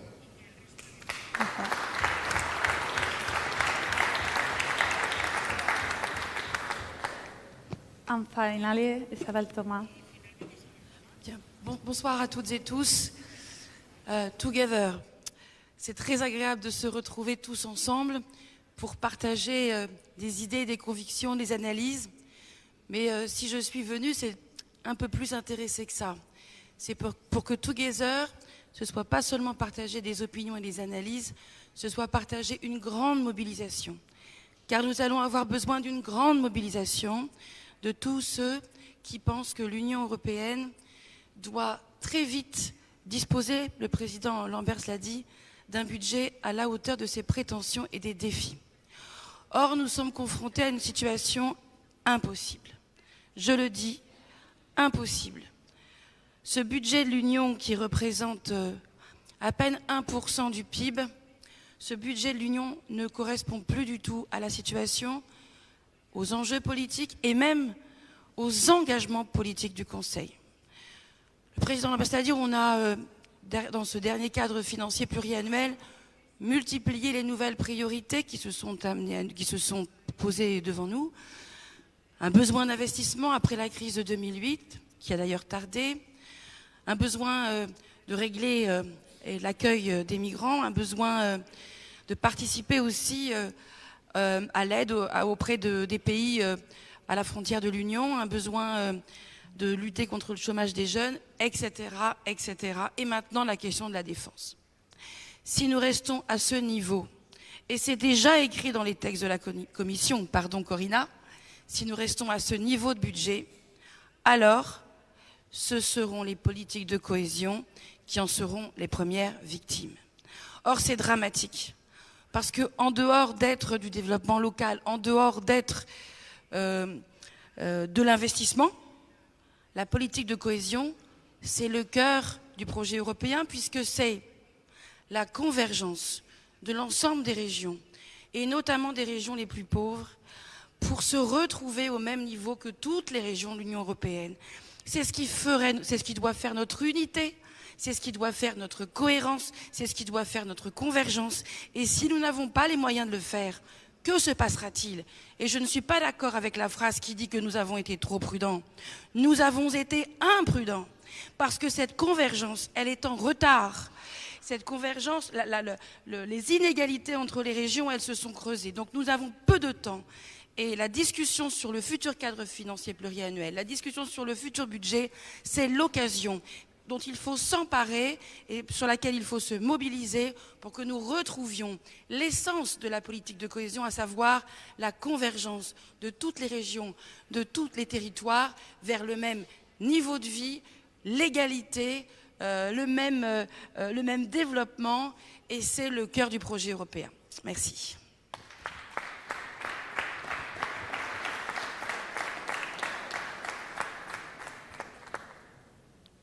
Abrimos el debate.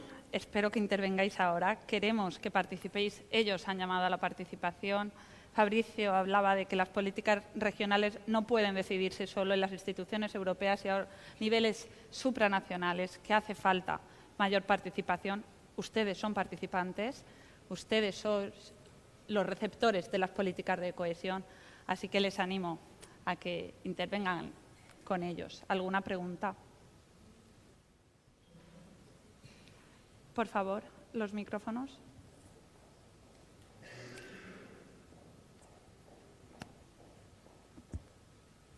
Merci d'avoir défendu la politique de cohésion territoriale, parce que l'égalité entre les territoires doit être un des objectifs, comme viennent de le dire Isabelle Thomas et Karl-Heinz Lambert, un des objectifs fondamentaux de l'Union européenne. La politique de cohésion, qui représente un tiers du budget de l'Union, fait partie de l'ADN de l'Union européenne. Alors maintenant, comment est-ce qu'on peut aller au-delà ? Ce matin, j'ai proposé qu'on rajoute un croissant à la tasse de café et qu'on attribue à peu près 3 € par mois et par jour et par habitant, pour l'Union européenne, ce qui ferait un budget qui représenterait à la fin, si on additionnait par exemple la zone euro et le budget de l'Union, 500 milliards, et 1/10 du budget fédéral américain qui a beaucoup moins d'habitants, puisque nous sommes 500 millions d'Européens, alors que les Américains ne sont que 350 millions.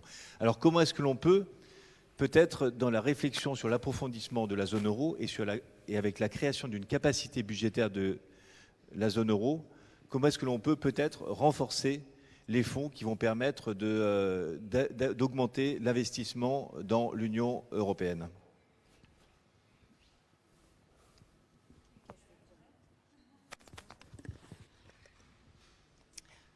Je veux bien me lancer parce qu'effectivement, en réalité, pourquoi est-ce qu'on reste à ce petit 1% ridicule ou à ce café dont on parlait qui ne répond pas aux besoins?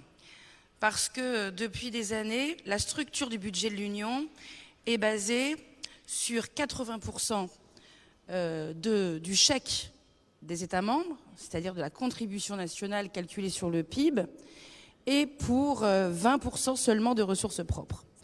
Et que cette structure de la ressource, cette structure des recettes du budget, fait qu'à chaque négociation sur le budget, le seul objectif des gouvernements, c'est de payer le moins possible. C'est le seul objectif. Et tant qu'on restera à cette structure budgétaire, le seul objectif des gouvernements sera de payer le moins possible. Donc il faut revenir, ce qui était d'ailleurs à l'origine, on dit les pères fondateurs, moi je trouve c'est un peu paternaliste, enfin en tout cas un peu masculin, mais en tout cas, ce qui était le discours des fondateurs de l'Union européenne, c'était de dire il ne faut jamais que la participation budgétaire des États membres soit supérieure aux ressources propres. Eh bien, malheureusement, on a laissé filer les choses et maintenant c'est comme ça. Donc il faut revenir à des ressources propres. Alors là, on a plein d'idées. Il y a eu, au mois de février dernier, la restitution du rapport Monti sur les ressources propres. Il y a une dizaine de propositions qui sont très intéressantes. Il y en a d'ailleurs qui seraient une avancée considérable de l'équité et de la justice fiscale, puisqu'aujourd'hui, les grandes multinationales, et pas seulement les GAFA d'ailleurs, attention à ça, ne payent quasiment pas d'impôts dans l'Union européenne. Il y a aussi la fameuse taxe sur les transactions financières. Il y a aussi les droits de seigneuriage. Il y a aussi l'arrêt des rabais. Enfin bref, il y a toute une série de propositions qui ont été faites par M. Monti et le comité qui l'a réuni et qui mériteraient, et c'est d'ailleurs l'objectif du Parlement européen, c'est de faire de cette négociation sur le futur cadre financier pluriannuel une discussion parallèle avec les ressources propres, sans lesquelles il se pourrait que nous ne validions pas le cadre financier pluriannuel tel qu'il nous serait présenté par le Conseil. Corina. Thank you very much. I would like just to say that this expression about cup of coffee comes, you know very well that if you give to the state 100 euro, 50 euros is going for taxes and assurance, and less than 1 euro is transferred to the European budget. And from so little money, we are expected to do roads, highways, hospitals, small and medium-sized enterprises, to help young people and so on. So I think it's very important what Isabel said, that we are talking about own resources. We have this Monti report, which propose a lot of new taxes, but they are rejected by member states when it comes to taxes. So we are here in a very big situation. Member states do not want to fill the gap that we have after Brexit. They don't accept taxes, so it's clearly that we gathered here in Valencia with socialists in order to give this strong message that, as you said, cohesion policy is the best represents our values, that we need growth, prosperity, we need growth, but we need it for everybody, not just for a few. This is very important. And of course, you said about the battle that we have, but it's also a battle inside the Commission, and I can assure you that from my side, I really think that not only that we should not accept the reduction of this policy, but we must call for consolidating the policy as a pillar of European construction, because it's, as I said in my introductory remarks, most visible policy in the life of the people. And without cohesion policy, I think the last glue, the last cement that keep us together will go. Thank you very much. Thank you. Rien ne vient tout seul, et certainement pas l'argent, surtout quand c'est l'argent des autres. Il faut vraiment se battre, et je crois que le combat pour des moyens propres est un très important combat, mais je crains quelque peu qu'on ne finira pas ce combat déjà au milieu de l'année prochaine. Il faut aussi aller sur un autre terrain. Il faut se battre dans le cadre des moyens qu'on peut déjà prévoir maintenant. Et là, il faut une véritable alliance pour la cohésion. Et nous aurons d'ailleurs le plaisir, lors de l'ouverture de la Semaine européenne des villes et des régions, de lancer officiellement cette alliance. On va essayer de mobiliser tout le monde, surtout tous ceux qui, dans les régions, dans les villes, à des centaines de milliers de personnes ont réalisé des projets. C'est énorme, cette multitude de projets. On peut faire toute sa vie un voyage, tous les jours, quelque part, et on peut visiter des projets, et c'est extraordinaire ce qui a été fait. Mais malheureusement, ça ne s'impute pas toujours sur le côté positif de la balance pour l'Union européenne. Mais là, il faut vraiment se battre, il faut se mobiliser. Je ne suis pas tout à fait d'accord avec mon ami Rouillon quand il dit qu'il veut ajouter à la tasse de café un croissant. Étant un bon Belge, moi je proposerais plutôt un sachet de frites, qui d'ailleurs est encore un peu plus cher qu'un croissant, mais il faut faire quelque chose, ça c'est tout à fait évident. Et il faut aussi, dans les débats qu'on a maintenant, pas seulement voir la politique de cohésion toute seule. Il faut aussi être très attentif à ce qui se fait avec le fonds d'investissement, le fameux fonds Juncker, qui est important, qui mobilise de l'argent privé. Mais il faut éviter que quelques génies européens parviennent à faire transiter de l'argent des fonds structurels vers ce fonds-là. Ça, c'est un vrai danger, il faut se méfier. Et puis, il y a surtout une autre chose. Il faut en arrêter avec cette politique d'austérité tout à fait technique, aveugle, qui fait que beaucoup de gens ne sont pas capables d'investir correctement parce qu'on applique d'une manière trop aveugle les critères de convergence en matière de déficit et de dette. Là, il faut une flexibilité, il ne faut pas faire n'importe quoi.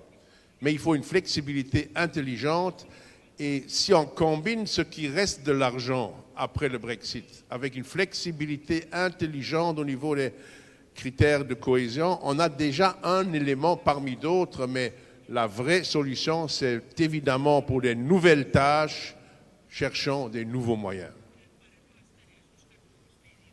Thank you. ¿Alguna otra pregunta? Uy, muchas.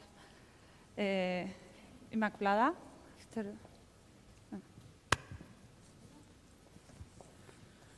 Une question très terre à terre, mais qui me tient énormément à cœur. La cohésion de l'Europe, à mon avis, passe par deux questions. À quand? Quand aurons-nous le passeport européen? Quand aurons-nous la carte d'identité européenne? Ce qui réduirait énormément les problèmes de nos concitoyens qui partent dans d'autres pays d'Europe. Nous savons très bien quels sont tous les problèmes que rencontrent tous nos citoyens. Donc je répète, à quand l'Europe du citoyen en fin de compte? Who want to respond?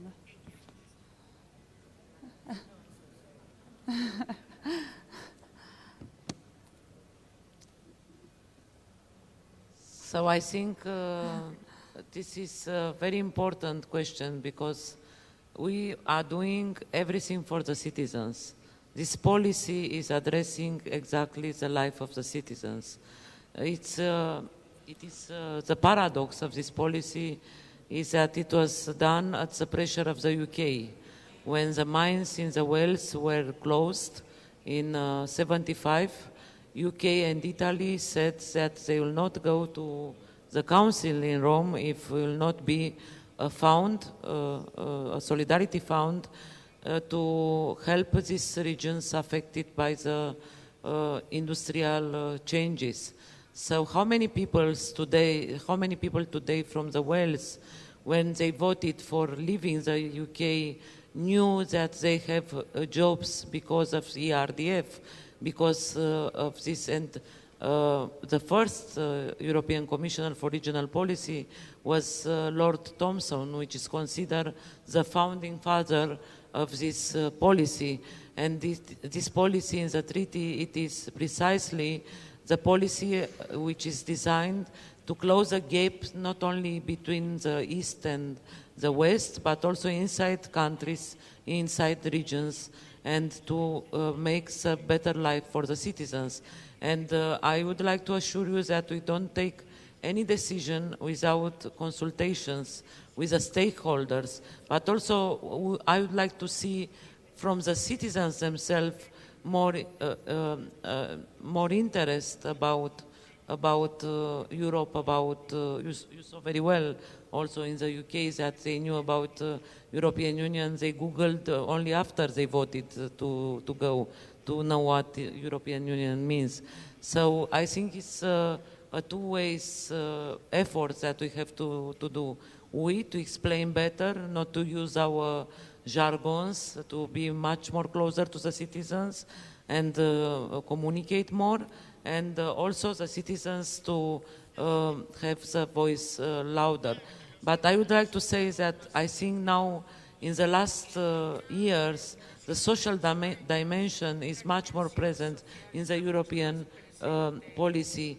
I really think that, and after 10 years when we spoke only about austerity, cut.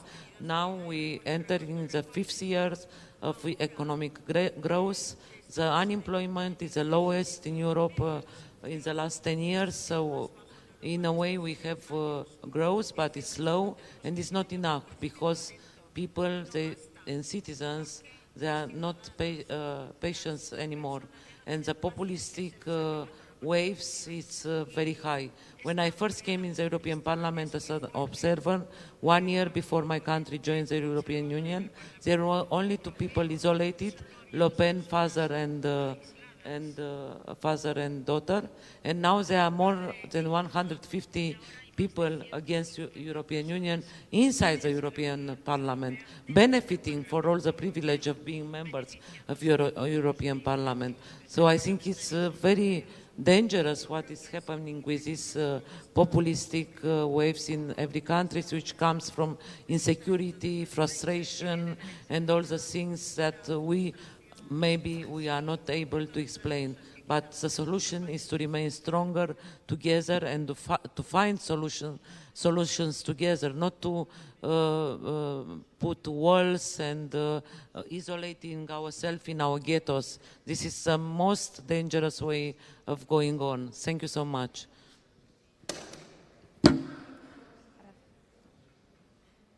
Respuestas cortas porque hay muchas preguntas, por favor. You use the word citizens. This is one of the problems. And we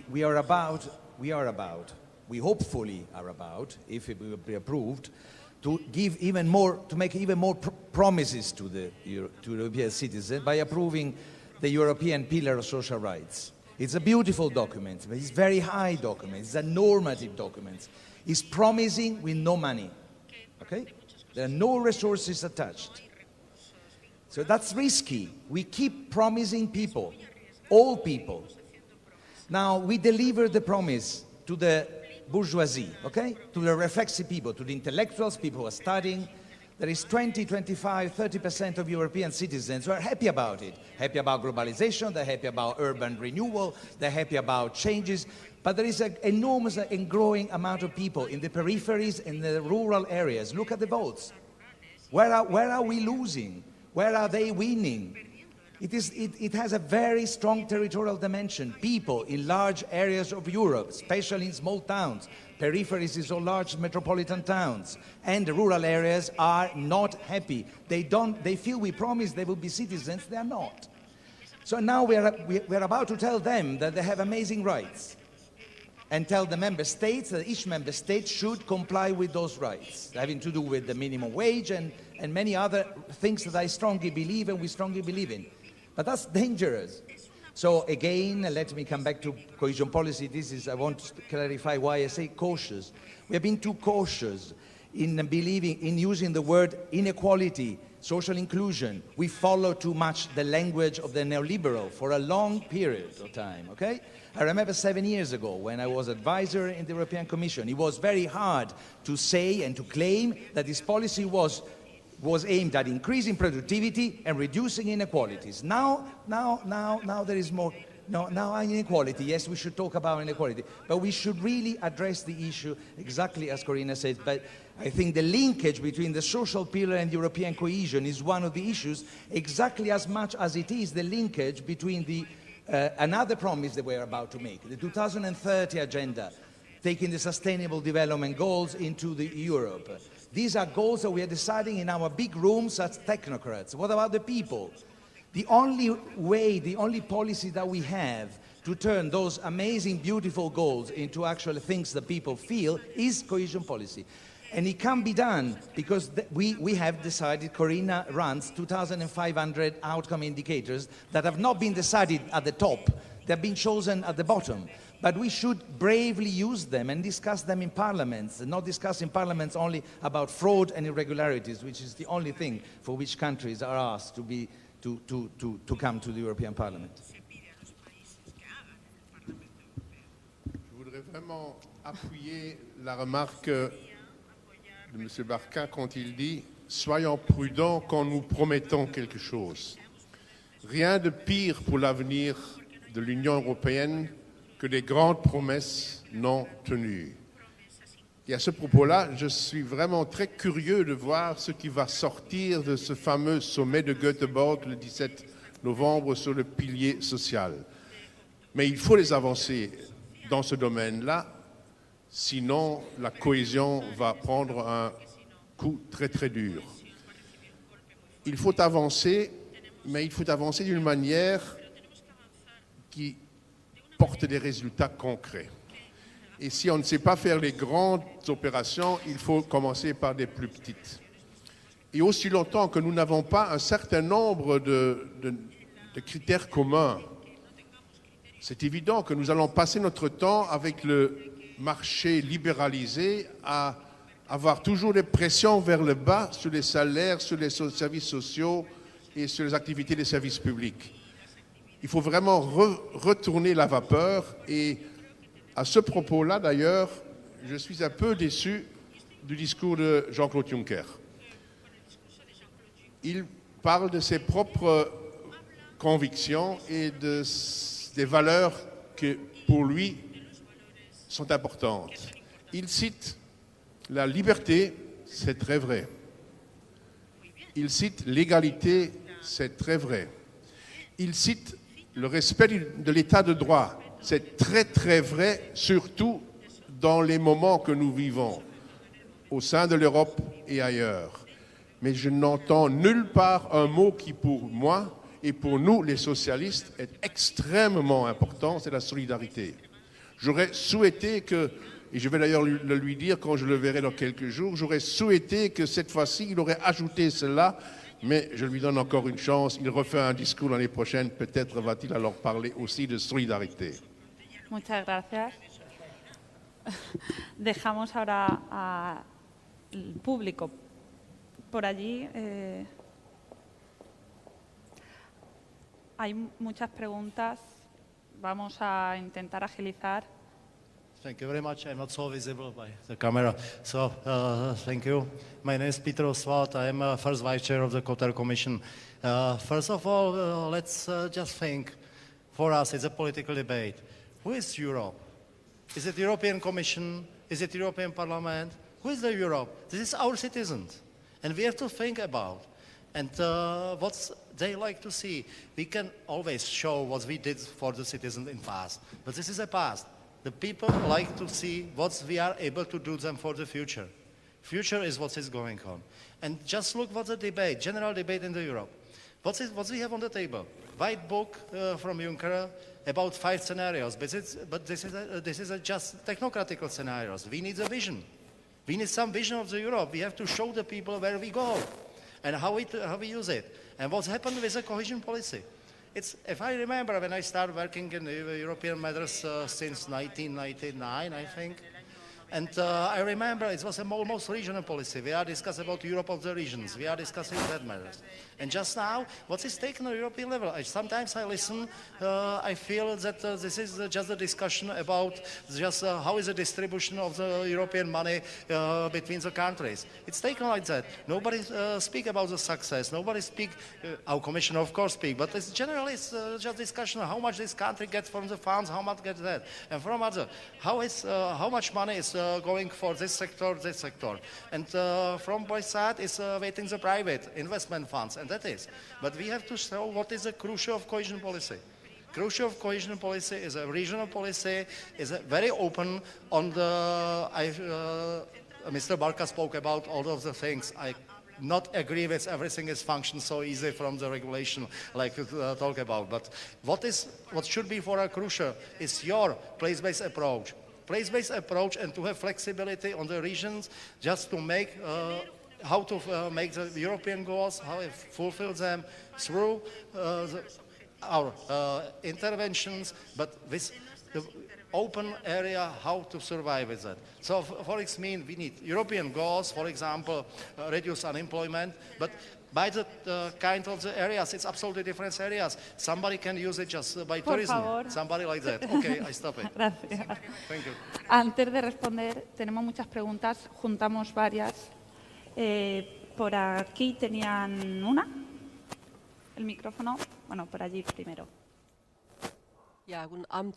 Mein Name ist Christel Degen. Ich komme vom Deutschen Gewerkschaftsbund und habe eine Frage an alle Podiumsdiskutanten hier. Wir können ja ganz konkret mit den Kohäsionsfonds was für Arbeitnehmerinnen und Arbeitnehmer machen. Wir haben in Ostdeutschland, das Beispiel wurde heute hier schon präsentiert, Kriterien guter Arbeit eingeführt bei der Wirtschaftsförderung. Wir haben das jetzt erstmal auf der nationalen Ebene gemacht, bei unserer Gemeinschaftsaufgabe für regionale Wirtschaftsförderung. Und das kommt auch bei den Menschen in den Regionen, auch in den strukturschwachen Regionen, die wir ja in Deutschland in der ehemaligen DDR, also in den alten Bundesländern durchaus haben. Diese Kriterien guter Arbeit kommen ganz konkret an.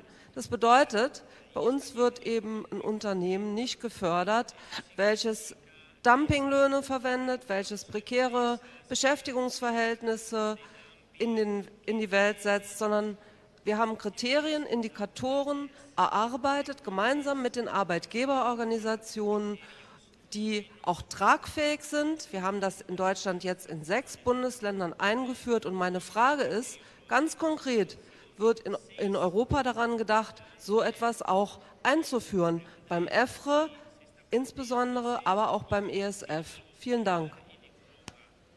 One more, your response. The microphone, please. You have one? That's good.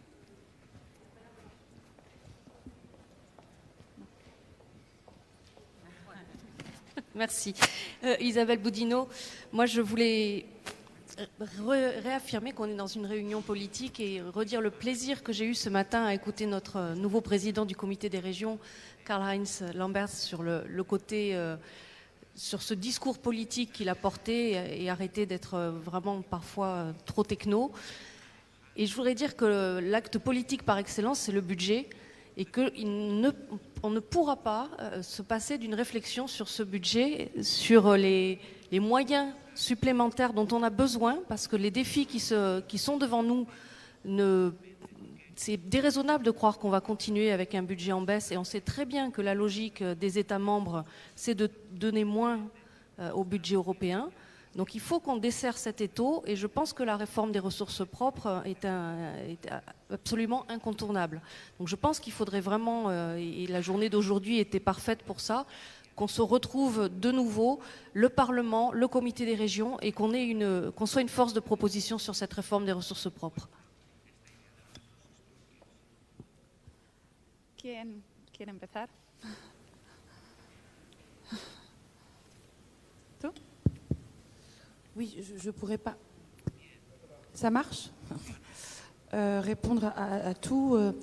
Je voudrais revenir sur cette question du budget parce que la personne dont j'ai oublié le prénom qui parlait tout à l'heure du fait que le budget c'était des chiffres, que c'était un peu abstrait, peut-être, mais c'est quand même ce qu'il y a de plus concret. C'est-à-dire, moi je considère que d'un côté il y a les discours, blablabla, bla, bla, bla, et de l'autre côté il y a les actes. Et les actes, en général, ça s'appuie sur des moyens financiers. Je ne connais pas de politique qui ne s'appuie pas sur des moyens financiers, ou alors sinon, justement, on raconte des histoires aux gens, quoi. Comme on le disait tout à l'heure, on fait des promesses qu'on ne peut pas tenir. Donc, s'il n'y a pas l'argent, il n'y a pas les promesses tenues, et c'est vraiment très important.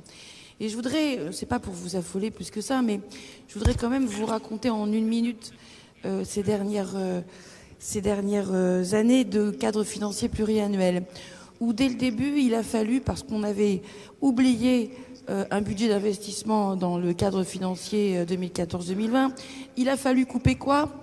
Les politiques pour les infrastructures et les politiques de recherche. C'est-à-dire les politiques de recherche qui sont les investissements de demain et les infrastructures qui sont déjà les investissements d'aujourd'hui.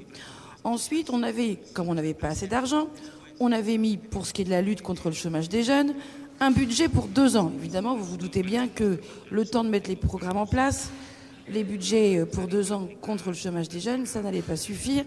Bref, on n'avait pas prévu, je vous en passe, à des meilleurs, si bien qu'on a eu un budget qui n'était plus un budget, qui était une espèce de tourniquet, où on passait d'une coupe à une autre en essayant de faire à chaque fois le moins de mécontents possible, ce qui ne fonctionnait pas et qui a fait le plus de mécontents au final. Bon. Donc il ne faut absolument pas se retrouver dans cette situation, d'autant que, comme l'a dit Corina Cretu, on a une coupe à laquelle celle-ci qu'on ne pourra pas éviter, c'est le Brexit avec 12 milliards, on va discuter entre peut-être 15 de moins d'emblée dans le budget à venir. Donc si on a déjà un budget où on a fait le tourniquet, qu'on n'a pas arrêté de couper là pendant tout ce qui vient de se passer, et qu'en plus on a des milliards en moins, vous voyez bien, et c'est là où je ne voudrais pas vous inquiéter, mais je vous le dis quand même, la politique qui est ciblée, c'est la politique de cohésion. Alors comment elle est ciblée ?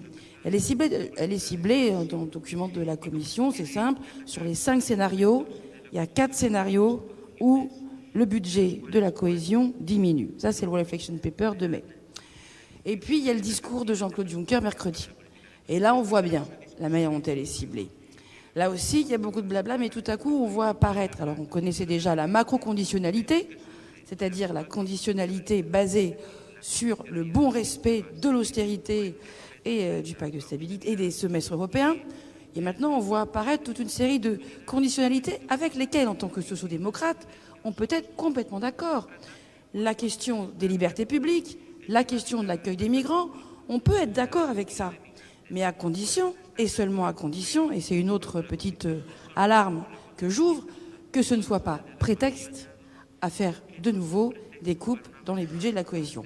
Voilà pour les alarmes et voilà pour l'importance, et merci Madame Boudinot, l'importance du budget, ce n'est vraiment pas abstrait, c'est malheureusement très très très très très concret.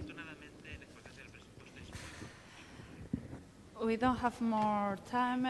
You have the microphone, but shortly, please.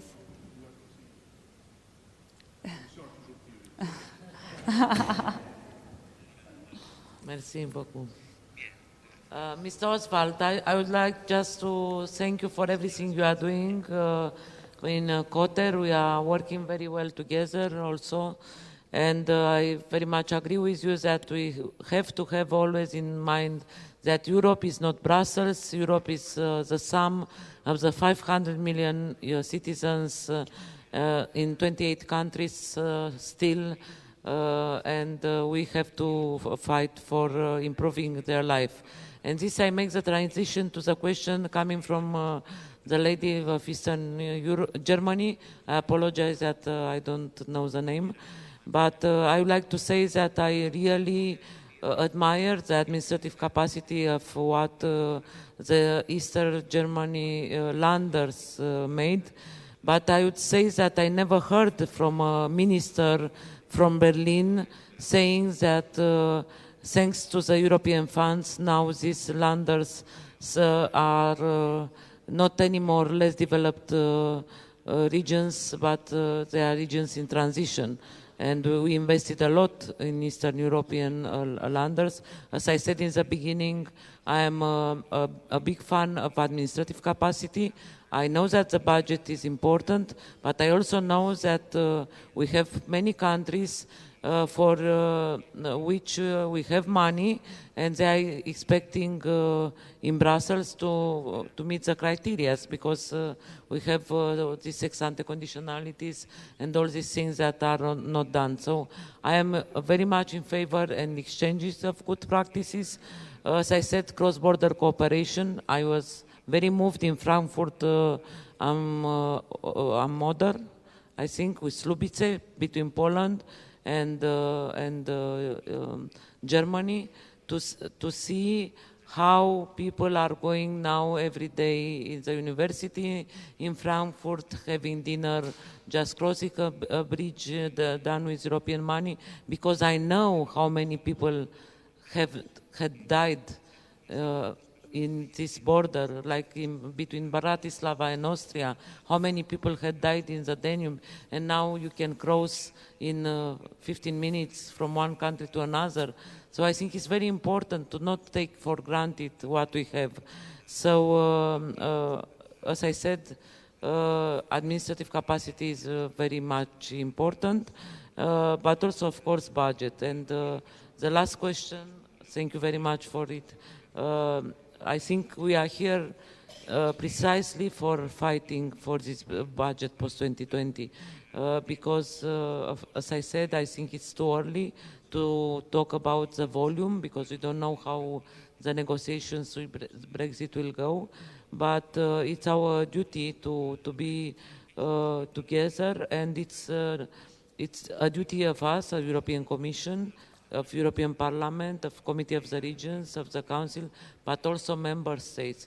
And member states so experienced, like Germany, like Spain, that use these funds for so many years, with so many successful stories. They have to have a louder voice everywhere about the importance of this cohesion policy. In Italy, the same. We have failures, but we have also so many success stories. Everywhere, there is not a region, locality, and the member states that that doesn't have a hospital or a university or a high school or a road done by European money. So we have to talk about this. I would like to thank you all for all the support you gave me. I think I consider myself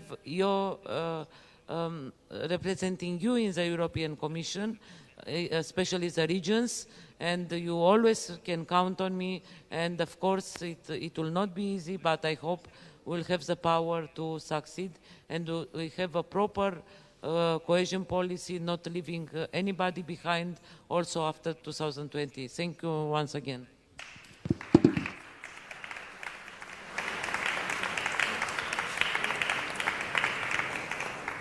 El presidente de la Generalitat ha tomado nota. We don't have more time. Do you want to add? Also ich wollte nur der Vertreterin des DGB Folgendes sagen. Das Problem, das sie da angesprochen hat, ist wahrscheinlich... It's no German translation. I think so. Huh? Yeah. Das Problem, das Sie da angesprochen hat, ist ein ganz fundamentales, aber eines, wo wir noch einen langen Weg vor uns haben. Und da brauchen wir auch die große Unterstützung der europäischen Gewerkschaften. Wenn wir verhindern wollen, dass weiter alles darauf ausläuft, Lohnkosten zu drücken, Sozialleistungen abzubauen, die Handlungsmöglichkeiten der öffentlichen Dienste einzuschränken, dann müssen wir gewisse Mindeststandards einführen, ob das nun auf der Ebene der Arbeitsbedingungen oder auf der Ebene des Mindestlohnes ist oder auf anderen Bereichen. Das ist eine ganz, ganz wichtige Angelegenheit, aber da wird es noch ein ganz dickes Brett zu bohren geben, ehe wir dafür die nötigen Mehrheiten im Europäischen Parlament, aber vor allem auch im Europäischen Ministerrat haben werden. Muchas gracias. Fabrizio.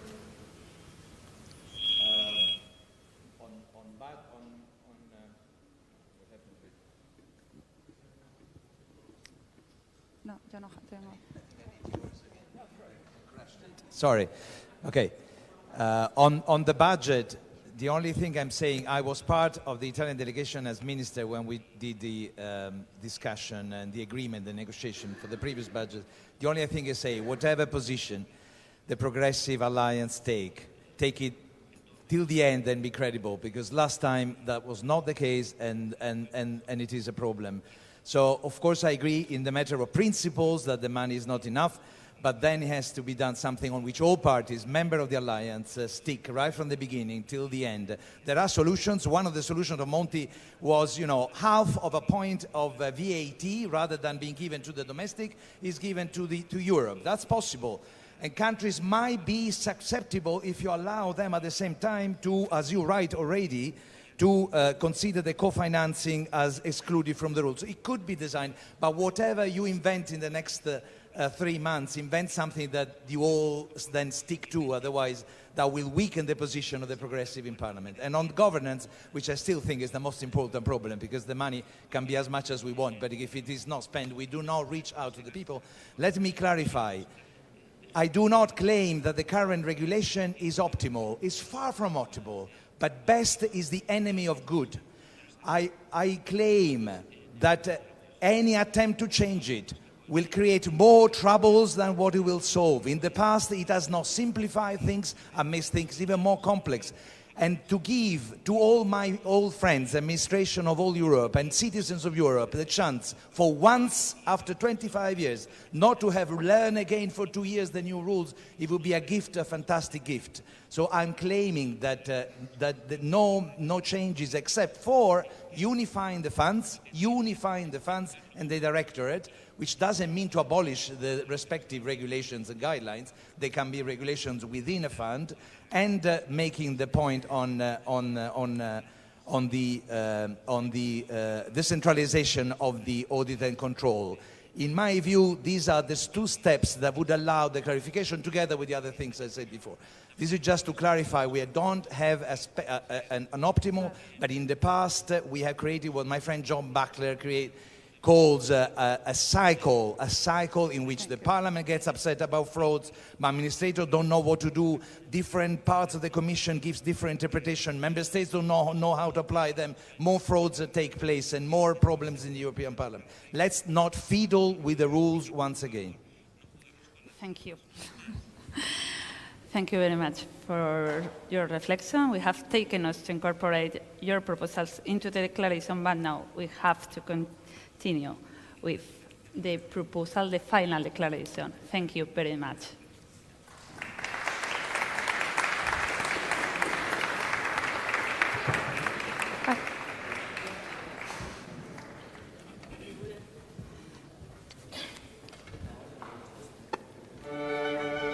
No. 1 minute.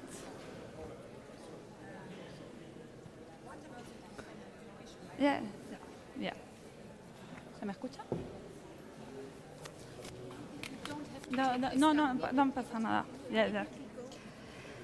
Acabamos ya, no se vayan, acabamos ya después de una maratoniana jornada debatiendo sobre cuál es la dirección que debe tomar la Unión Europea para que la unión de los 27 Estados miembros sea más fuerte y más sólida que nunca.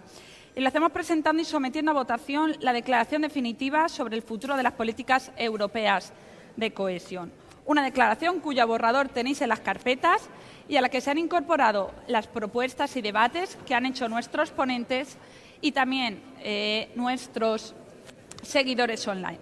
Presenta la declaración Isabel Tomás, vicepresidenta del Grupo de los Socialistas, y Catiusia Marini, presidenta del Grupo de los Socialistas en el Comité de las Regiones.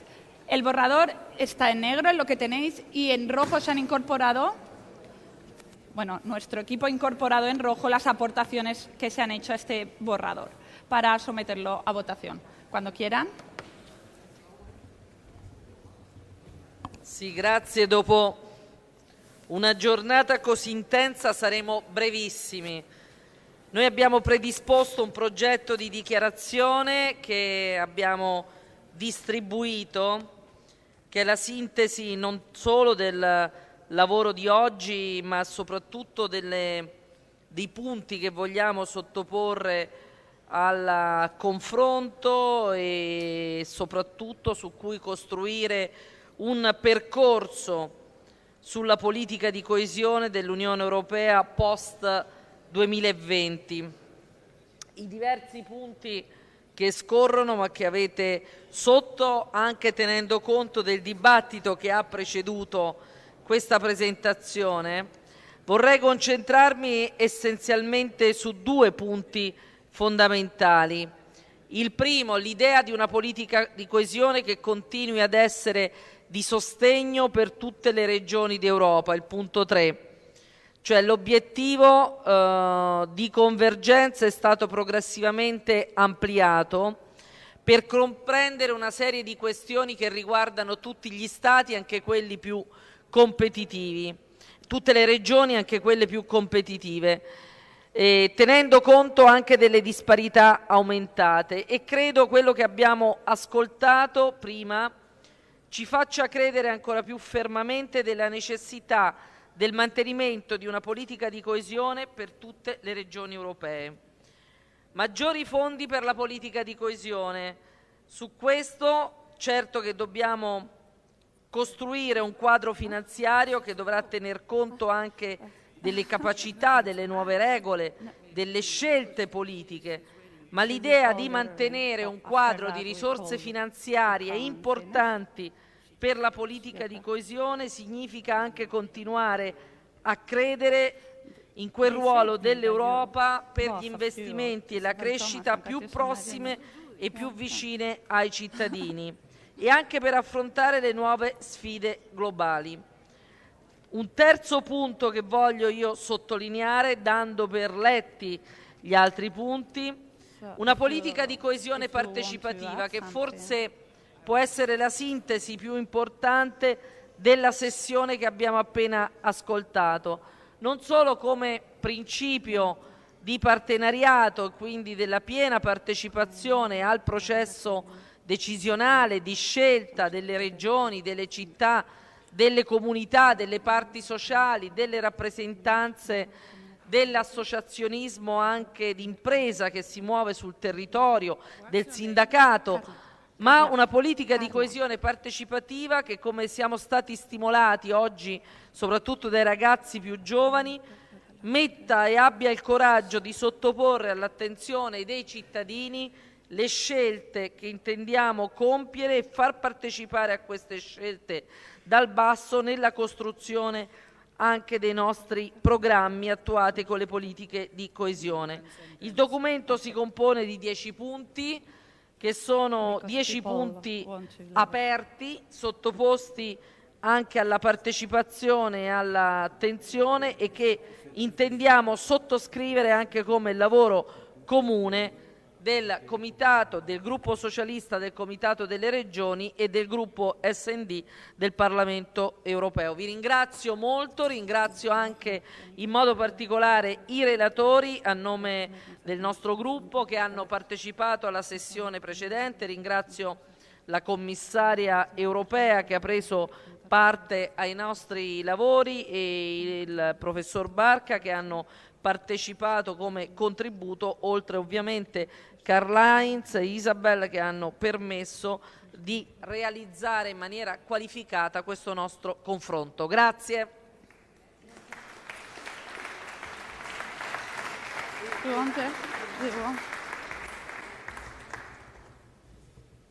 Bien, juste une phrase, puisque Carla a fait l'intégralité de la présentation. Une phrase d'abord pour remercier l'ensemble des participants et particulièrement ceux qui ont amélioré le texte initial. Et puis vous dire que cette participation, elle ne s'arrête pas aujourd'hui et que nous espérons bien qu'avec le comité des régions et avec tous les partenaires, puisque la bataille, comme je l'ai dit tout à l'heure, ne fait que commencer, nous continuerons à avoir vos inputs, nous continuerons à avoir vos propositions et nous pourrons continuer à co-construire ensemble une meilleure politique de cohésion. Merci à tous.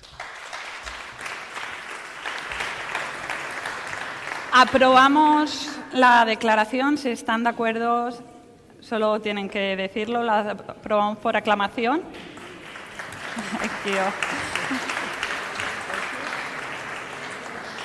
Bueno, todos los ponentes, si quieren que suban a una foto, yo solo tengo que decirles que con el himno europeo, la Oda a la Alegría, clausuramos Together Event en Valencia. Tenemos un largo camino por delante y por ello el deber colectivo de actuar y de asumir nuestra responsabilidad para afrontar los graves desafíos a los que se enfrenta el proyecto europeo. No podemos caer en la complacencia en pensar que todo está hecho o en que nosotros solo lo vamos a arreglar porque no es cierto. Tenemos que reconocer que nuestras sociedades están todavía profundamente fragmentadas y que hay retos sociales y humanitarios ante los cuales la Unión Europea e incluso la socialdemocracia ha fallado. Espero y deseo que iniciativas como Europe Together nos hagan reflexionar sobre lo que no puede volver a suceder y sobre los errores que no podemos volver a cometer. Esto es un paso, pero la meta no pueden ser solo las próximas elecciones. La meta debe ser una Europa libre de desigualdad, una Europa más cohesionada, una Europa que no tema el terrorismo, más social, más ecologista y una Europa que se sienta orgullosa de acoger en sus fronteras a aquellos que lo han perdido todo. Gracias por estar esta tarde en Valencia. Thank you very much for being in Valencia with us today. Y esperamos que la imagen que se llevan de esta comunidad es una región solidaria, abierta, progresista y que tiene ganas de mirar al futuro. Muchas gracias. Suban todos los participantes que han participado en la mesa redonda.